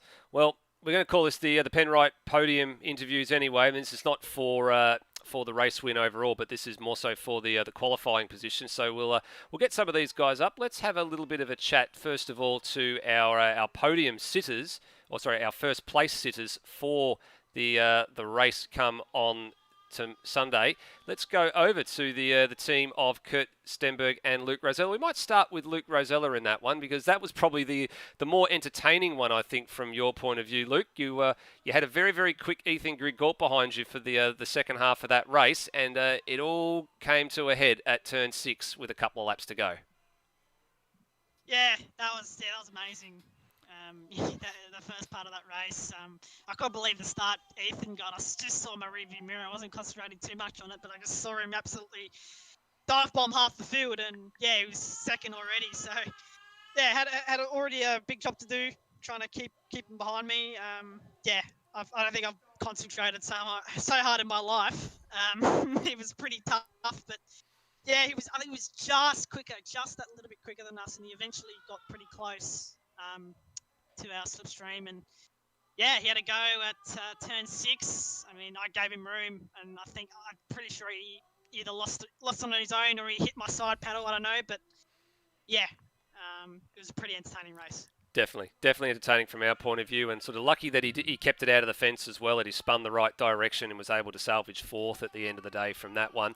We go over to your teammate, Kurt Stenberg, who actually had a pretty solid drive in race one as well there, Kurt. Brought the car home straight, put Luke into good position to capitalise on the pole position that he had for that second race. And you had it, you cruised home, I guess, at the end of that one with all the carnage unfolding behind you. Yeah, I did. I didn't really expect that going in. I was happy we were on the front row. That's where we needed to be. But yeah, I was kind of didn't know how that was going to play. And then, yeah, the start there, I seemed to have better pace than Damon and was all over him. And yeah, there was a little thing that happened going into Dandenong Road, and I kind of made a move by going over the grass after getting hit. I don't know how that will be seen, but I didn't really have much choice as to what to do down there. So I was trying to go over under, and then from then on in, it was really managing a gap. We made a tiny mistake out of Dandenong Road and hit the fence on the grass, but yeah, I'm actually pretty happy with that. That's pretty confidence inspiring for tomorrow, because I didn't expect us to have this night tonight and be on pole and basically win both races in the end unchallenged. Yeah, spot on. On top of that, walking away with maximum points to boot as well. So you've got a really good start to your campaign. And even if you don't finish the race tomorrow on the top step of the podium, you're actually going to be, well, you'll probably be in the points lead if you're in the top three. So that's something that you guys can walk away from tonight knowing, you know what, we've actually had a pretty good night. Exactly right, mate. And yeah, I forgot that we're in points for these races. So yeah, that's really cool. So that makes it tomorrow a bit easier, not having the pressure of having to make sure we win. But still, I know that we're both going out there to try and win tomorrow, and tonight's been really big for our confidence to have a go at that. So yeah, it'll be interesting. But with some strong cars out there, there's the Devonish and Peter car, and then obviously Egg was very quick tonight, and he'll be one to watch. And I'm sure those guys will bounce back. Yeah, I'm sure they will as well. Good job, guys. We'll leave that one with you guys for the night to go and sort yourselves out for tomorrow, and we'll throw over to Flood, and he can have a chat to the guys who'll start from the second position on the grid tomorrow with Will Devonish and Pete Savage. Yes, Devonish and Savage, a powerhouse partnership of GT3 competition that's made its way into a co-drive for the Enduro Cup. We'll start with Devonish, who set the qualifying time. Will, great night for you. Qualified third on the grid and then put your car into second for the race. Just take us through your experience behind the wheel so far. Yeah, to be honest, a bit disappointed with qualifying. I think we're always going to get third, but I thought we had quite a bit more in it. But yeah, from there, Pete took the car and didn't put a foot wrong. Kept it straight for race two, and we were pretty lucky with some incidents up front. But we got what we wanted out of tonight, was to keep it clean, keep the laps fast, and that's exactly what we did. Yeah, and between the two of you, it was a very clean night of racing. Neither of you really got into any battles, which I guess depends on what you're thinking, whether or not that's a good thing or not. But nice, straight and ready car for tomorrow. Yeah, and hopefully we can get the same start as we got today. Pete and I are both pretty proud of our starts tonight, so hopefully we can do the same tomorrow. So who's starting the car tomorrow? Whatever the coin decides. Fair enough. Congrats, Will. Peter, over to you. Starting from third, ended the race in second place. Take us through that race. Oh, sorry, started the race in third, ended the race in third. Take us through that race, because apart from getting passed by Hans Brunswick off the start, it was again a pretty sort of solid but not extremely eventful race for you. Yeah, it was a little bit at the start. I felt like the guy behind me was being quite aggressive, considering it wasn't a race that brings home the main points. But again, I probably shouldn't say that, considering my move that I did at Hans at the end. But yeah, it was. I've been struggling a little bit, I might as well say, form wise right now. I feel as the year's gone on, I'm working really, really long hours. I don't have any time to get on the sim, and I've just been going backwards. Well, I finally managed to find my form in that race, and I was able to go back after Hans. So hopefully, come tomorrow, it should be all good, and should be able to have a real crack at it.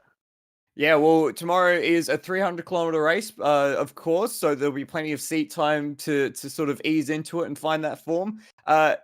How is it driving with Will? You guys have been great mates and a pair of great battlers throughout the GT3 Sprint Series at the end of last year. What's it like turning that sort of fierce, aggressive, but respectful rivalry into a co-driver partnership?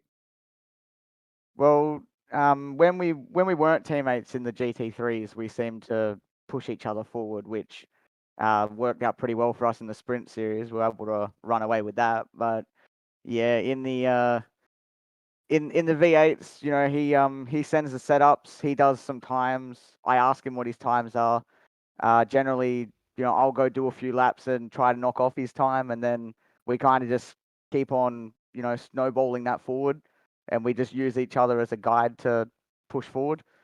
It has worked pretty well up until this stage of the year, but yeah, I'd say we might push a bit harder over the next few weeks for the Enduro series. Yeah, and three big events coming up. Of course, tomorrow, then the Gold Coast, then Bathurst. We'll look immediately to tomorrow. How are you feeling heading into the race? Between the two of you, I'll throw that to both of you. Are you feeling confident? Are you feeling like you can take it and be a proper contender even with those big teams around you and the likes of Parramatta Speedway Racing and Evolution Racing Team? I just feel tomorrow I've got to maybe stop looking in the mirrors a little bit like I did with Mishra at the start of that race. Just focus on looking forward and driving to how I know I can drive, and hopefully it just spirals from there. And front row start, Will, you excited for that? Yes and no. We'll see what happens. Fair enough. That's your second place on the grid for tomorrow, ladies and gentlemen. Peter Savage and Will Devonish. Thank you. And even though he messaged me not to, I am going to throw it over to Kiwi so he can interview our third place getters on the grid, the All Australian Racing Car. Care the sound of that bus running me over? Oh, I love it. Lucky Berg, Hans Brunswick, gentlemen. Let's start with you, Hans. That start, mate. Talk us through it. I was a little bit surprised that the start was that good as it was, but no, it's always good when you start the car and you're making positions and not losing them, which is always lovely. But yeah, like the car was just great, and obviously, you know, haven't got the time to do practice all week, and then jumped on today, and you know, luckily I wasn't half bad. Otherwise, I was going to be, you know, getting you know, beaten from pillar to post by Luke for doing a rubbish job in AAR, but that's okay. But you know, the car's been great, Lockie's been great, and honestly, you know, apart from, you know, the clutch pedal dramas that Lockie had in the second race, because, you know, the clutch pedal's a bit dud on his G29, like it's just been great, and we're looking forward to the race tomorrow. So I guess that means you'll be starting tomorrow then? We'll see, but obviously it's probably leaning towards me at the moment, yeah. Yeah. Lockie, I'll go to you. So describe that last race from your point of view. Did well to bring it home in the end. Well, you did, but talk us through it. Yeah, it was a pretty average start for me. Just clutch pedal flickering when I try to take off. So I had zero clutch, full clutch, zero clutch when I was trying to take off. But once I had got it going, I'm pretty sure we were 4 wide into turn 1, so that was a bit scary. And then going into the chicane, I had Rossi on my inside and launched over the chicane, slotted in behind him. I eventually got him with a bit of an ambitious move down at Dandenong Road. And from there on, it was really just try to catch Will, and I wasn't so much catching. I was managing to just keep the gap the same all race. So hopefully that's a good sign for tomorrow. Going to say, give you guys a lot of confidence. How are you feeling about tomorrow? I think you guys might be feeling like you're a bit higher up than you expected. I was expecting to be around not in the podium, but like P4, P5 around there. But no, I have a lot of confidence in Hans, and I reckon we can do really well tomorrow. Excellent. Well, good luck with that, gentlemen. We'll let you get on with it, and we'll see you tomorrow. Yeah, thanks, Chris. Good on you, mate. And that wraps up our top three. Back to you, Stephen. Thanks, gentlemen. It does wrap up the podium interviews for top three, and it wraps up the broadcast for tonight as well. So thank you for everybody that has tuned in to watch, and thank you for everyone that's had to bear with us for a little bit with some of the technical dramas we've had. We'll see if we can iron some of those out for tomorrow. Just a reminder, the live stream tomorrow, link will be going up shortly. It'll go up in all the usual spots, and everybody, I'm sure, will share it through. Broadcast starts tomorrow at 12:50 p.m. Eastern Standard Time. So that's Melbourne, Sydney, Brisbane. It will be up, and we won't be too far away from once that stream going live. Everybody getting themselves together, getting the race underway probably at about 10 past, 1:15. That's what we're looking at this stage. So big thanks to you guys for tuning in and watching. Big thanks to Michael, the Floodman Zalavari, and Kiwi Chris Riddell for joining me tonight. And with a bit of luck, they'll join us tomorrow night as well. But until then, please drive safely, everybody. See you tomorrow for the 300 kilometre endurance race. Bye for now.